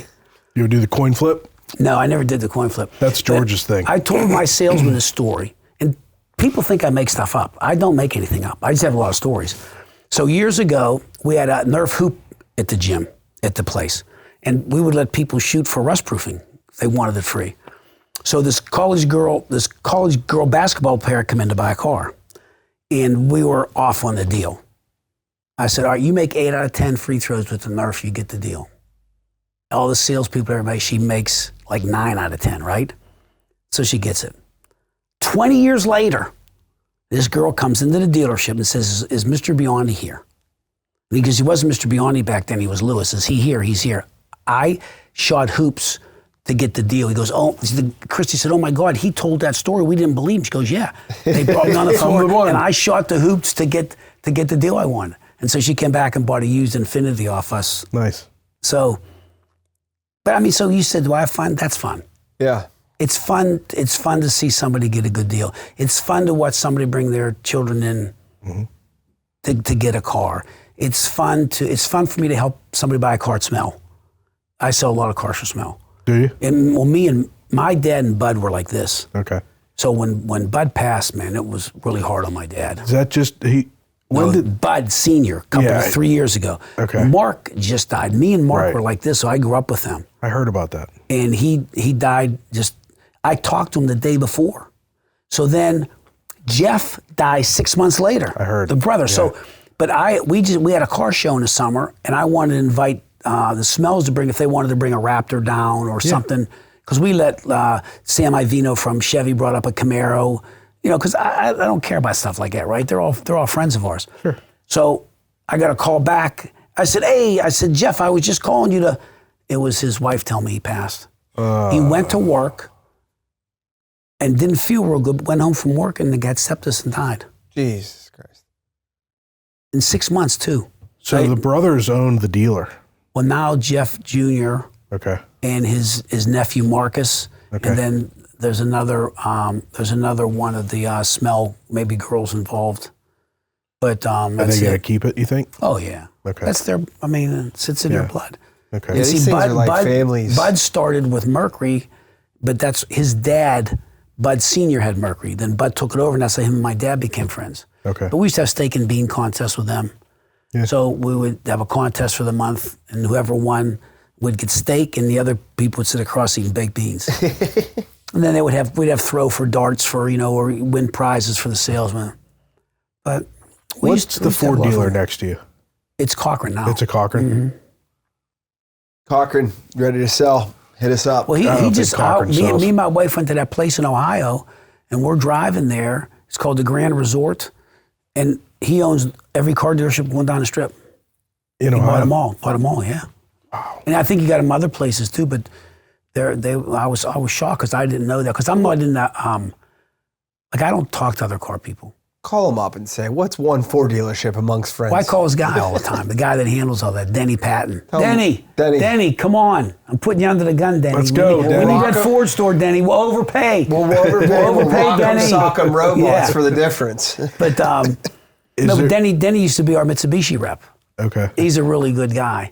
So, and I think he does a lot of this stuff for Rob, So I see like George Saliba is always doing deals on these high-end exotic cars. Yeah. And it took a long time of watching his videos before I realized he's a Mitsubishi store Oh, yeah. that just also sells exotic cars. Is there a play, if you can't get another franchise, to try to expand the used car lot and be able to? Yeah, but see, you gotta, he really knows what he's doing. Yeah. I'd be afraid of them cars. He helped us make 2 deals. Did he? Yeah, we sent up a BMW, a BMW and well, 2 cars just recently. But we call him on deals, so he's helped us.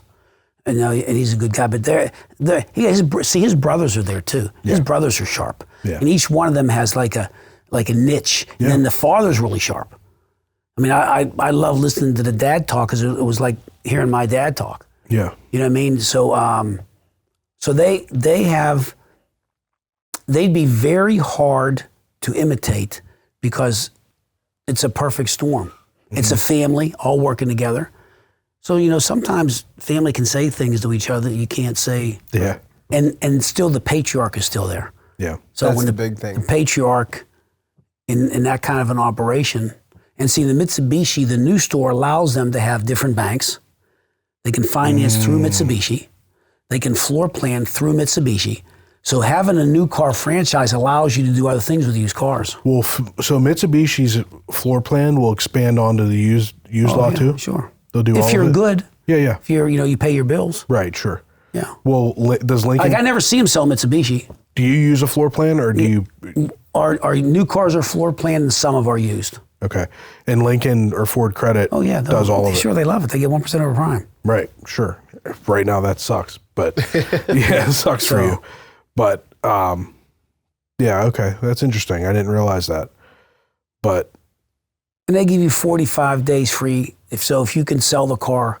so if you can If move the you vehicle, could turn your inventory you'll never pay interest. constantly, but that's almost an impossibility. Yeah, sure.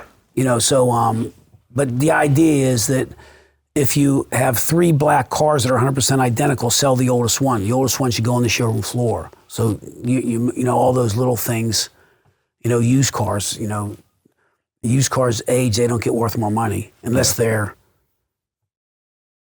a Jeep, Exotic or something. Jeep Wrangler. The franchise that you were trying to buy, was it a Ford franchise? Yeah. That was next door.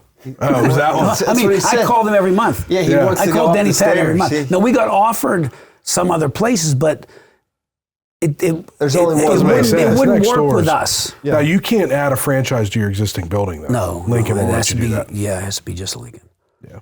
So, but I mean, oh yeah, this looks like a great deal. Well, how are we gonna rent it the way we run it? Right.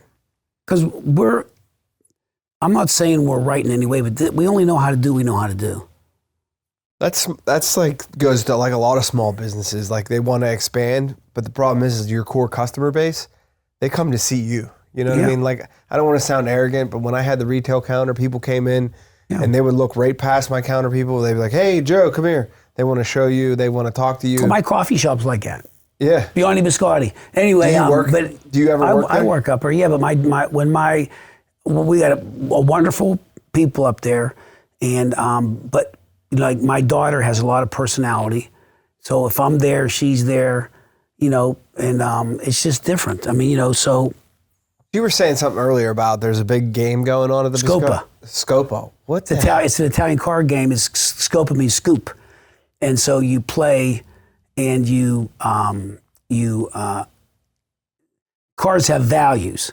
So if the cars that are on the table, you can take 4 cards to equal your 1 card. At the end of the day, whoever has the most cards gets points. Whoever has the most cups gets points. Whoever has the most, what they call an ace, gets them. So it's, and every Italian plays it differently. So when last 2 times we played, when you have Italians from different parts of Italy, they're fighting over what the rules are. So that's just part of the fun of the game. House because rules now. Well, you don't know what the rules are. You know what I mean? So, and it was funny because a couple of our friends, my one friend Steve and Paul were up there, and Steve associates with Germans and Paul's Irish. He goes, I said, yeah, the rules are there are no rules. Whatever table you're sitting at. Yeah, whoever is the loudest. But I'm gonna make hot sausage sandwiches for the day. So I don't know how much I'll play because I ordered 30 pieces of sausage.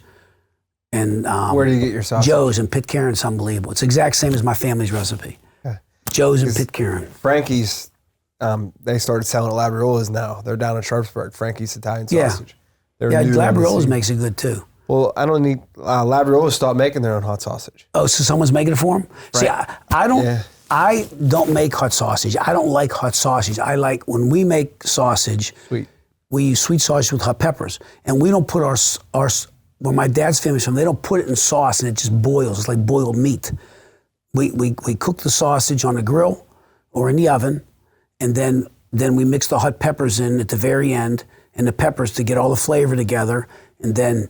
And then we put peppers and onions. You got to brown the sausage. So you got to brown the sausage. And anyway, so that's just how we do it. Yeah. No, I agree with that. And we do it for the church down at St. Regis Church. They do my recipe. They sell 60, 70 pounds it's going like that because it's not in the it's not like in that soupy. Yeah. Now, some people like it. I just don't. I like it because I can't taste anything. Yeah. So we make the sausage hot with the peppers. So you can also get a sausage sandwich with the peppers and onions not hot. Right. And this weekend I'm going to have hot. And I want to burn their mouth so they get more to drink in the cafe. Oh. Well, you know all the tricks. Yeah, that's an old one there. But so, when you eat hot, you got to eat cheese or bread. You don't drink anything. You eat cheese or bread. Yeah. Bread's the ticket. So obviously, TikTok has played a big role in some recent growth at Biondi. How much has that changed the game for you guys? And well, it's just started to change the game, and we're trying to hone it down now. Like now, I have a page where it says, "Want to buy a car from me?" Click on it, I get an email, or DM me directly.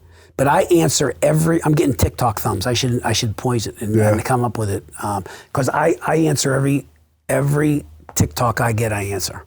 Wow. So I sit there and I answer everybody back, and I try to, I don't just put a heart. I try to make a comment. Now sometimes I put a heart because there's just nothing for me to really say. But I say if somebody criticizes me, I try to say why I did. And I say, look, I appreciate all comments, good and not so good, because I don't think you ever get a bad comment. Some are just not so good. Yeah. So I try to, and I think I've won some people over. They still criticize me, but at least they like me. Yeah, there's a lot of haters on the internet. Right, but again, you can not like something I do, and I'm okay with that. Mm. But I didn't do it because I'm a jerk. I just did it because that's what I believe. So that's all I try to emphasize, and I respect everybody's opinion. I don't care if it's all the way over here. Have dealer sales increased noticeably since the TikTok thing started with your TikTok, Russ's TikTok? Have you noticed a swing in sales? Russell always did it. I'm starting to get people now. Yeah. And I'm starting to get some service people. See, because you don't have, if you have an emergency, I'll get you in today. So I made a TikTok saying, look, if you're driving a Ford. Yeah, I saw it. So up to, a 350, and I'll get you in within one day, clean your car. So my daughter's girlfriend's husband's car was sitting for 4 or 5 days at a Ford dealer. He had a Raptor. So, and the phasers were bad, right? So he said, I said, bring it up tomorrow. Call our service, and he said, bring it up tomorrow. We got in the shop the next day. Turns out he had an extended service policy, which means he got a car for free. He was without a car for 5 or 6 days. And he didn't need to be. They could have. No, they should have given. They him never a car. asked. But he bought the car there. They should have known. It should have been in the screen. Yeah. So, okay. So he came up. I asked one question. Do you have an extent? Yes, I do. Got him a car. No paint on the car. Truck done. And it was a mess because of the weather. Got it back all shined up, cleaned in 3 days, 4 days. I mean, you don't think I got a less customer? time that it sat on the other Less time dealer's it sat, lot. right? But we started working on it the next morning. Yeah. So, and it would have been 1 day sooner, but my whole shop got sick. Man, I didn't even want to buy a car when we started this episode. My No, wife might be getting a new car. I think she needs a navigator, bud. But I don't know about that, bro. I help people, like, if there's something that I don't make that the smells make, Jason that works at the Ford store, I called Jeff just to let him know, but Jason at the Ford store takes care of my people. Yeah. So he just helped me get my friend's daughter a Bronco. And then you get a bird dog. I don't take nothing. No. They send me a fruit basket every year. That's nice. But I mean, but I'm gonna take $100. Yeah, I said. No, I mean, I'm gonna do take that too. $500. Come on, no, I'm trying to help you get a good deal, and I got to build money in for me. No, I don't do that. Yeah. I have my friend that works at Calusi. I've sent some stuff to him, and he made a comment the last time. He's like, "I'll send you." I said, "I don't want that bird dog." Yeah. Now, I do send people a bird dog, or I'll say, look, when you come in for your next oil change, whatever, or you got $100 credit and service. Yeah. Because that's just, I mean, I'll do that if someone sends me a customer, but I mean. But I don't do it for the bird dog. Right. I do it because I know he's going to treat my friend right. Right. And they're going to be happy. And Right. that's why I do it. That's and then I also, he's a good friend of mine. I want him to get the sale. Well, I want him to get the commission. did you ever read them books about Zig Ziglar? Did you ever read any of his books? So he said, if you help people get what they want, you always have what you need. Yeah. And that's an easy, and I can't, I wish I could remember Bible quotes. I can't remember any of that stuff. Yeah, I mean, no. those people that can quote I know. a quote like Mark Twain. Yeah, I think can't that do any of stuff that all the time. I just can't. But a couple little quotes I remembered was that gold dust is valuable. If it gets in your eyes, it clouds your vision. So, I mean, and there's nothing wrong with making a profit, but, you know what I mean? And I believe you are what you think you are. And when my kids were little, I had 5 daughters, all of them, 3 of them were Division I, Division II soccer players, and the other 2 had scholarships in Division I schools for gymnastics. They chose not to go, right? But when they were little, I wrote the word chump and the word champ. 1 letter. Yep. Yeah. That's all. It's 1 letter.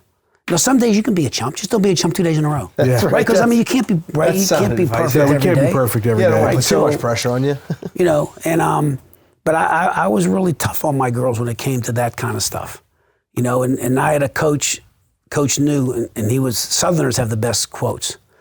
And Coach New would say, excuses are like your butt. Everybody has one and they all stink. Yep. So when the girls were little, they'd start saying, so I go, smells like an excuse to me. You know what I mean? So just nip it in the bud. You messed up, own it, let's move on, So we had, I had a lot of fun with my girls. So I have 3 grandsons now, and I have a lot of fun with them That's a now. unique dynamic. 5 daughters, and your first 3 grandkids are all boys. I'm gonna, and I shouldn't share stuff like this, but this is what I am. So when my daughters were younger, and they would start to complain to me, and I've given many people this app, and where's it at here?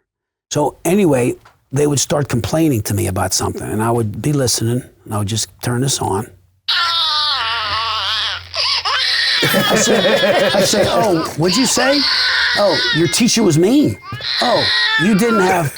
They'd start screaming at me, right? And I'd say, look, you're talking, but that's what I'm hearing. Yeah. So I just get my phone and go like this. They would just shut up because they didn't want to hear. They didn't want to hear the baby crying. And and now that they're older, and 2 of them have their own children, they say, I can hardly wait to play the baby crying app. Yeah. You know what I mean? So, but My brother, he was a constant whiner, and we would just be like, "Here comes Willie Whiner." yeah. And we had a picture on the fridge of him throwing it, and he would get so angry. But you call them on their shit, they know it's Yeah. coming. You know what I mean? So, I mean, you can have discipline and it can be fun too. Yeah. So, but again, so I just think if you, and you know, there was a time there at the dealership, it wasn't fun for me. I bet. And you know, just in, sometimes the business model that was like COVID wasn't fun. Yeah. It was easy because people just would buy a car, but we didn't charge over sticker. We didn't charge sticker either. But what was done to people during COVID was criminal. We were not made to be isolated. We weren't. And They didn't want to, I don't want to get too political, but they just gave Fauci a pardon. For yeah, it. I know, but again, Preemptive pardon. right? And I don't ever get involved in that conversation because everybody, above my pay grade. Everybody has their deal, but I just know that we were not made to be. Look how nice this was. What if we had to do this Zoom? Yeah, It wouldn't have been the same, We've right? done remote. It's just not the same. It's not the same. But I mean, what if that was our only option? Right. You understand what I'm saying? So what if my neighbor wouldn't talk to me? What if my kids couldn't go play with other kids? What happened when we were raising newborns. Kind of, my son was a COVID baby, and like it still impacts him to this day. Like he has a heart. My daughter will make friends with a whole room full of people just like that. My son is more reserved because I mean, he had his whole first year. He wasn't around people. Yeah. There just was no one around. Let's sell a car. Go ahead, take it. We're gonna sell a car right now. Hi, Colette. You are right now in the midst of what's this called? Between two Podcast. bridges. Yeah, and we're having fun. I brought wine. I got stuff from Labriolas. I got cookies. These guys are having a ball. They already killed a bottle of wine. He sold 2 cars on air. So yeah, I'll call you back when I get in the car. Okay. Matter of fact, this is my daughter from Florida. And so my daughter Italia has 2 boys, Giovanni and Valentino. And my daughter Colette in Florida, nobody wants to name their kid after me. The name's too old, right? So she named him Lincoln in honor of my father. So he's named after the car, Lincoln. Nice. So that's a great name. He better be a lawyer. Huh? Yeah, right, Lincoln Lawyer. All right, honey, I'll call you back. Yep, that's right. Yeah, right. I'll call you back. Bye. But so it was funny. So when my wife's having these kids, right? I said, she goes, I'm not naming the baby Lewis if we have a boy. I said, you don't really have a choice. They're going to call him that anyway. So it doesn't matter. You're right? a third, right? Yes, I'm the third. So I said, so give him a middle name and call him the middle name, right? So every girl we had, Louise. She goes, I'm not naming that baby Lewis. I said, okay, whatever. So that was always a standing joke. Well, so in my family, there's a bunch of Lewises, That's my, the guy that worked with you, Blitt, his sister's name was Louise. Okay. So you could have had a Louise. Yeah. Not too many of those running around these days. Well, my daughters are, I have Colette's my oldest, Italia, Athena, Isabel, and Capriana. 5 girls. Mm-hmm. Yep. So no Louis IV. No Louis IV, nope. But I never cared, as long as my kids were healthy. Oh, yeah. 5 fingers, 10 fingers, 10 toes, and, Well, yeah, whenever we were having our first one, in your heart, you think, I want to have a boy. And then we had a girl. Our first daughter was a girl. And whenever I got around it, like I realized it was probably better that way because I just loved her unconditionally. Yeah. There was no pressure put upon her. And then when we had my son, she trained me how to love. So, yeah, right. Like my daughter's chained me. She's wrapped around my finger. All they are is your wife shrunk. Get the last word in. Ugh. I mean, Italian we say come at us hard-headed. Yeah. My wife says my daughter's me. Yeah. But, yeah. That's why we do it. We do it for the kids. Yeah, that's right. That's why we work And so I hard. enjoy this because I really enjoy this because believe it or not, I'm not very social. Oh, really? No, I don't. I'd like to stay home. I'm social with my kids, but I don't really go out anywhere. I don't really do much. I'm very social at work, Yeah. but I'm not like, Yeah, like we've my wife talked was so about that. happy I did something tonight. We've talked about that. Like at work, we talk so much. When you're running things, you're talking. And I think Jerry in an earlier episode said, someone told him, you only have so many words a day. Yeah. And at some point, you run out of words. Yeah. And then you go home and you're dealing with your wife and your kids.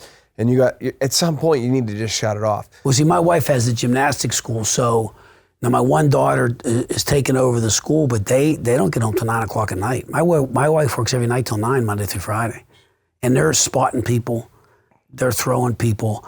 I mean, So walking up and down on those mats. Then when my daughter's home from college, she's working there too. So, because she was a gymnast too, and so that's coaching's hard work. Yeah. Especially like they coach kids anywhere from 3 to high school. Wow. So they got all those kids. That's in a the physical school. and mental thing too. It is. It's tough. I mean, it's So, but all right. yeah. What other activities do you do for fun other than scuba? Me? Yeah. Nothing. Nothing. No golf. You're a blessed man in that regard. I mean, I like to work out in my basement, and I used to do martial arts, so I like that. And I mean, I played sports, so and I boxed Golden Gloves. I mean, I did a lot of things. That's why I ruined my body. My body's ruined. So I don't want to have nothing else to do. I like it. You know what I mean? So, but I really, I mean, I enjoy being around my family. I enjoy going to work. I enjoy being around. I like to work out, by myself. I don't like crowds of people. I like to cook. I like to talk about cooking. I hate when people think I can only talk about cars or sports because I played football. They want to talk to me about football. I don't want to talk about football. I like to talk about cooking or. Yeah, cooking's, the older I get, the more I enjoy it, Yeah. Like I bought a cow and a pig, and we have different cuts of meats. And yeah, we just sold a farmer from Plumboro that has cows, and you can buy a whole cow from him, and none of his cows have antibiotics or nothing. Yeah, that's the way to do it. Like, Yeah. Ours are right on Dorseyville Road. They take them to Thomas, get them slaughtered. Yeah, that's pretty cool. The meat's so much better than what you're going to get at Giant Eagle. So. There's a Italian food safari on Amazon Prime, and I didn't realize during the Great Migration from Italy the number of people that went to Australia, Italians, and they still speak Italian, and they brought their traditions with them. They brought their olive trees with them. Italy has long-legged cattle that aren't any other place except in Australia, and this show talks about the Australians that, like the Sicilians that are there, or the so-and-sos there, and like it's really Italian food safari. You would really like it. Then they make a meal, so you can see how the meal's made, and it's really interesting because, like, if it's for Tonlurk, where my family are from, I know that recipe. Yeah. Or the sweets from where my mother's from, I know that recipe. Or know of something like it, you know what I mean? So it's really, if you enjoy watching cooking shows, it's a different kind of cooking show. Because that's like my fear. It's like, you're like one generation before us, and we're becoming a generation removed from that. We're like, my kids aren't going to know those things. But unless we learn. But people are searching it out right now because people want to know where they come from. Right? So I think it's wonderful that you can do all this stuff now and really try to track your heritage. You know what I mean? I was raised by my grandmother, so like I can remember her still making the gnocchis. Right, yeah. And she had the little board, the gnocchi board, and then they were right? laying on the beds all over the house. Yeah. But we have a guy coming to our house tomorrow, and what he does is he teaches a pasta making class. Mm-hmm. So we have about 9 people coming, and he brings all the stuff, show you how to make the noodles and the rigatonis and all the stuff, and then you'll boil them and cook them and sauce them and do it all right there. Then he just takes all the dirty pots and pans and everything with him, and he leaves. And Chenicola does that. They have a pizza class. He's my good friend, Steve Salvi. Okay. Chenicola in Banco Park in Irwin. I mean, his food is unbelievable. But his kids work there. His wife works there. I mean, when you go in there, it's screaming family. Yeah. And like if my little grandkids are screaming in there, the people in there don't care. Right. You know what I'm saying? From Slice of New York, we had him on. He's funny. He's I going to know start him. doing like pizza classes. Well, when I had hair, his mother-in-law used to cut my hair. Oh, That's no how shit. far back we go. Oh, wow. He just bought another car off me. Yeah. Yeah, he bought the Lincoln, traded the Bronco, yeah, right? Right. Yep. So he was trying to get me to buy the Bronco off you. Yeah, I was he's trying. a character. But so like I love to talk to Steve Salvi about cooking because he learned under Lydia down in Pittsburgh, and he's really, really interesting. So but we talk about different things, and we talk about different, like there's one restaurant in Italy, they haven't changed their menu in 40 years, and they have 10 tables. Yeah. And you know what I mean? So just, if you rethink how I would want to go back and do it, Yeah. nice and simple, Well, I think that's food is the connection to everything, because you won't remember certain things about your grandparents, but if you close your eyes and take a whiff, you can smell that one meal Right. and taste it. Well, he has a pizza pop-up night once a month. It's sold out, max sold out. So it's the last day of the month. The next one he has, I'm going to get a table because I got a table for 15, but it's already filled. I'm going to get a table for all you guys. All And right. you guys come. So how many in your family? I got 4. I got 4. 8. I can't. 5. 5. So, okay, 13, is that right? 13. 13. We're the ones drinking wine. Yeah. So, 13. so what I'll do is I'll get maybe with my family, I'll get it 2 tables of 10, and it won't be Won't be February. it won't be January. It'll be February. Okay. All right. So and then I'll call you guys and Yeah. Give me a call. and he has the ovens he brought from Naples. No shit. Oh yeah. That's See, I love all that shit. I mean, I love it. I love everything. So he had 2 ovens, and he sold one. I said, I wanted to buy one so bad, but I said, I just can't spend that kind of money to put a pizza oven in my backyard. And but they're all like mosaic, made with mosaic tile. yeah. I mean, they're really, really cool. And he makes his own wine too. He has his own 7 vines, and it's so he has a winery. And I don't know if he's going to keep it or not because it's a pain in the neck too, right? Yeah. But he's really an interesting guy. But I make my own limoncello too. I make tangerine cello. That's why you don't leave the house. Yeah. He's a You're busy just guy. busy cooking. Well, I mean, I just but me, like I said, we make our own sausage. So we'll make sausage in the next month or so. Get everybody over the have house it and all make hanging in sausage. the house and No, we don't do that. Now that's when you make superside, you do that. Okay. If you have a cellar to hang it in. But those old timers didn't care if Mas ate a little piece or not. Not today. Everybody's like, Yeah. you're a kid, you know what I mean? We have So- an older Italian couple in our neighborhood, and Tony and Lydia. And the first time I went to his house, he had like all these little silver hooks everywhere, Yeah. and that's it was like making a Does he hang the sausage. prosciutto in there or does he hang sausage in there? I didn't even get a chance to ask him, but Yeah. he makes the wine. He's he make you taste it right out of the barrel. So it's the old way of things, and that's like for a new generation, the easiest way to connect is over food and drink. Before I got married, I had bought a house in Turtle Creek. And I remodeled the whole house myself, top to bottom. And it was really cool. And the dining room, the kitchens were real small in the old houses, but the dining room was big. And it went into the living room, into a sunroom. Had a big fireplace. It had cabinets with the skeleton keys, right? And I put coving all around the top. I mean, that's all. I just made this place look beautiful. And we lived there for a couple of years when I was married. But before I got married, I said, you know what? I'm going to have dinners here. On every Sunday, I'm going to make a meal, charge people, and serve them. And I think that's something that would be really cool. Yeah. I'm not going to do it now. I got kids and all that. But to me, that would be, and you could charge $1,000 for a night. So We where talked would you about get it that? literally the last episode. Me and him were sitting down. I said, that's one of my goals now is to, like, even if it's just the 4 of us, Sundays, unplug, sit down, Yeah. eat dinner.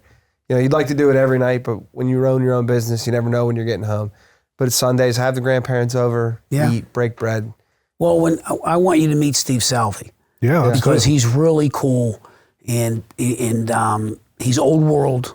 So like if you go there in the afternoon, he has these other guys that come down, and like the one guy's family has oh man, I definitely got CTE. Kebab something or another, but it's a Syrian place Okay. up in Brookline. Okay. And Kebab G's. Kebab G's. His family owns it, right? And he brought all this food down. I didn't want to leave. Like I never had a parsley salad. It's unbelievable. And you get it and you put it on a pita bread. I mean, we were just like I ate for an hour and a half. I mean, just That's why you but have it the was- gym in the basement. But it was Yeah. so cool. I mean, because I never really had that food. You know what I mean? Yeah. But they're the same kind of people. I mean, just See, I'm such a everybody schlub. together. I never had sushi or anything until I met my wife. Yeah. I ate like peanut butter and jelly. Well, I never had sandwiches. sushi either. I was never like. I was shocked. It's actually pretty good. Yeah. Well, I like when I go to Chenicola, I eat the same thing every time. When I was younger, Pole Eyes was a real famous restaurant in Squirrel Hill, and I went there. I took my wife there for one of our first dates, and until they closed it, I got the same meal, sat in the same seat. I'm just like. Well, it's funny you say that because on the first time we talked about sushi. She was going to take me out to show me sushi, and I was like, you don't win a girl's heart over with sushi. I don't know anything about it, but I know that. So I took her to Girasoli's. Oh yeah, They're our friends. Good Italian food. Yeah, I give Pie my biscotti. Pie's my buddy. Pie's a good guy, and I took her there for our first date, and the rest is history. I think if I'd have taken her for sushi, it might not have lasted. Yeah. Yeah. Right. Yep. So, but he's a character. Yeah. He's a throwback, ain't he? Yeah. He'd drink a couple of these. Yeah, but he's a throwback. I've never seen that man without a glass of wine in his hand. I love to watch him handle people. Yeah. He could work for the president. He is just an unbelievable people's person. He's one of those guys that almost is like a character, but he's never out of character. That's just who he is. He is. He's something you see in a movie. We should try to get him on here one night. Yeah. I'd bring him. More wine. We have to get him I'd bring him down. let him work the room here. Oh, he has great stories. Yeah, he lives close by. Yeah, he lives right in Aspinwall. Yeah. All right, so Biondi Lincoln.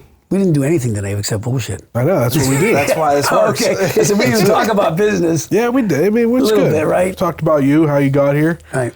This is what ends up happening. It's like three friends sitting in the living room. Mm-hmm. How can people get a hold of you? What's your TikTok? It's King Louis. King Louis 1957. Okay. King Louis 1950. That was when I was born. On TikTok. And I always tell people it's not King Louis because I think it's King Louis from the Jungle Book, the monkey. Yeah. Right. Russ informed us on that. Yeah, so it's not like this. You're the king. Yeah, well, it's, but I'm having fun with it. Yeah. So, and then BeyondiMotors.com, is that what it is? Biondi Motor, singular. BeyondiMotor.com. But Louis B. at BeyondiMotor.com. Yeah. Okay? And TikTok is, King Louis 1950. And like I said here, so if I look right now, because now my phone's on, I turned it back on just to give you the crying app. But, so right now, I have 29 active messages, got 17 new followers. I got one message. This guy here keeps trying to sell me crypto, which I don't like crypto. I don't know anything about it. This guy's reached out to me 3 times here. I'm free now till 4 o'clock. I live in New York. Javid, I got to call him back. There you go. So that's. So anybody wants to buy a Lincoln, That's hit it. up And Mr. Biondi. I'll tell you this: if you don't talk to me, you pay too much. Now, you might take your price and go to the guy in your neighborhood. Well, at least I hope you get a better deal. Yeah. I mean, when I say I really don't care, I don't really care. Yeah. So, I mean, I want to sell as many cars as I can. I'm very aggressive in the process. To say that no one else would do that would be a lie, because I don't know what somebody else would do. I'm just telling you that you can't call any of those other dealers and get them on the phone. So if you got a concern, because believe it or not, guys, Lincolns, Cadillac, Lexus, Mercedes, BMWs, they get lemon lawed. Yeah, they break just like everybody else. They break like everything else. And if the dealer will get involved, it makes your life easier. So, I mean, there's not a day goes by they don't help somebody do something that would have been aggravation. Yeah. So, and the buying experience, so you won't have to pull teeth to get to the price you need to get to. I love it. That's all. I mean, that's all I can promise you. And if you want to get a Ford, so if you want to get what Smell have, they have Ford, Kia, Mercedes, GMC, Buick, Cadillac. They got them all. I mean, and I made friends with the Smizzies with Jeep, and I would help anybody. I'd put them in touch with somebody there that would give them a good deal. Yeah, that's what it's all about. This was awesome. All right, I loved it. I loved it. Thanks for I want to come back again. Let's do it. Let's do Yeah. it. We'll bring Thank Jimmy you for Pie the- with us. What we ought to do, we'll play Scoop, huh? but what we ought to do is, I'll come there. We'll make some sausage and peppers right here on live. Live. I got a little burner. Oh, what time? Can we Sausages do and a cooking peppers show?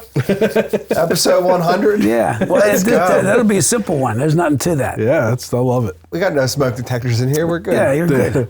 We appreciate it. Thank you very, very much. I mean, I had fun, guys. See, like this is fun to me. Yeah. To go to a bar, that ain't no fun. Yeah, Go to a Steeler game, I'll slap my wrists. I mean, you know what I'm saying? Thank you for listening to Between Two Bridges, a business-to-business podcast. Find and follow us on your preferred podcast streaming platform. Like and subscribe, and leave us a rating and review. You can join us socially on Facebook, Instagram, TikTok, and Twitter. Yes, we still call it Twitter. You can email the show at info@betweentwobridgespodcast.com. Until next time, make it till you rake it.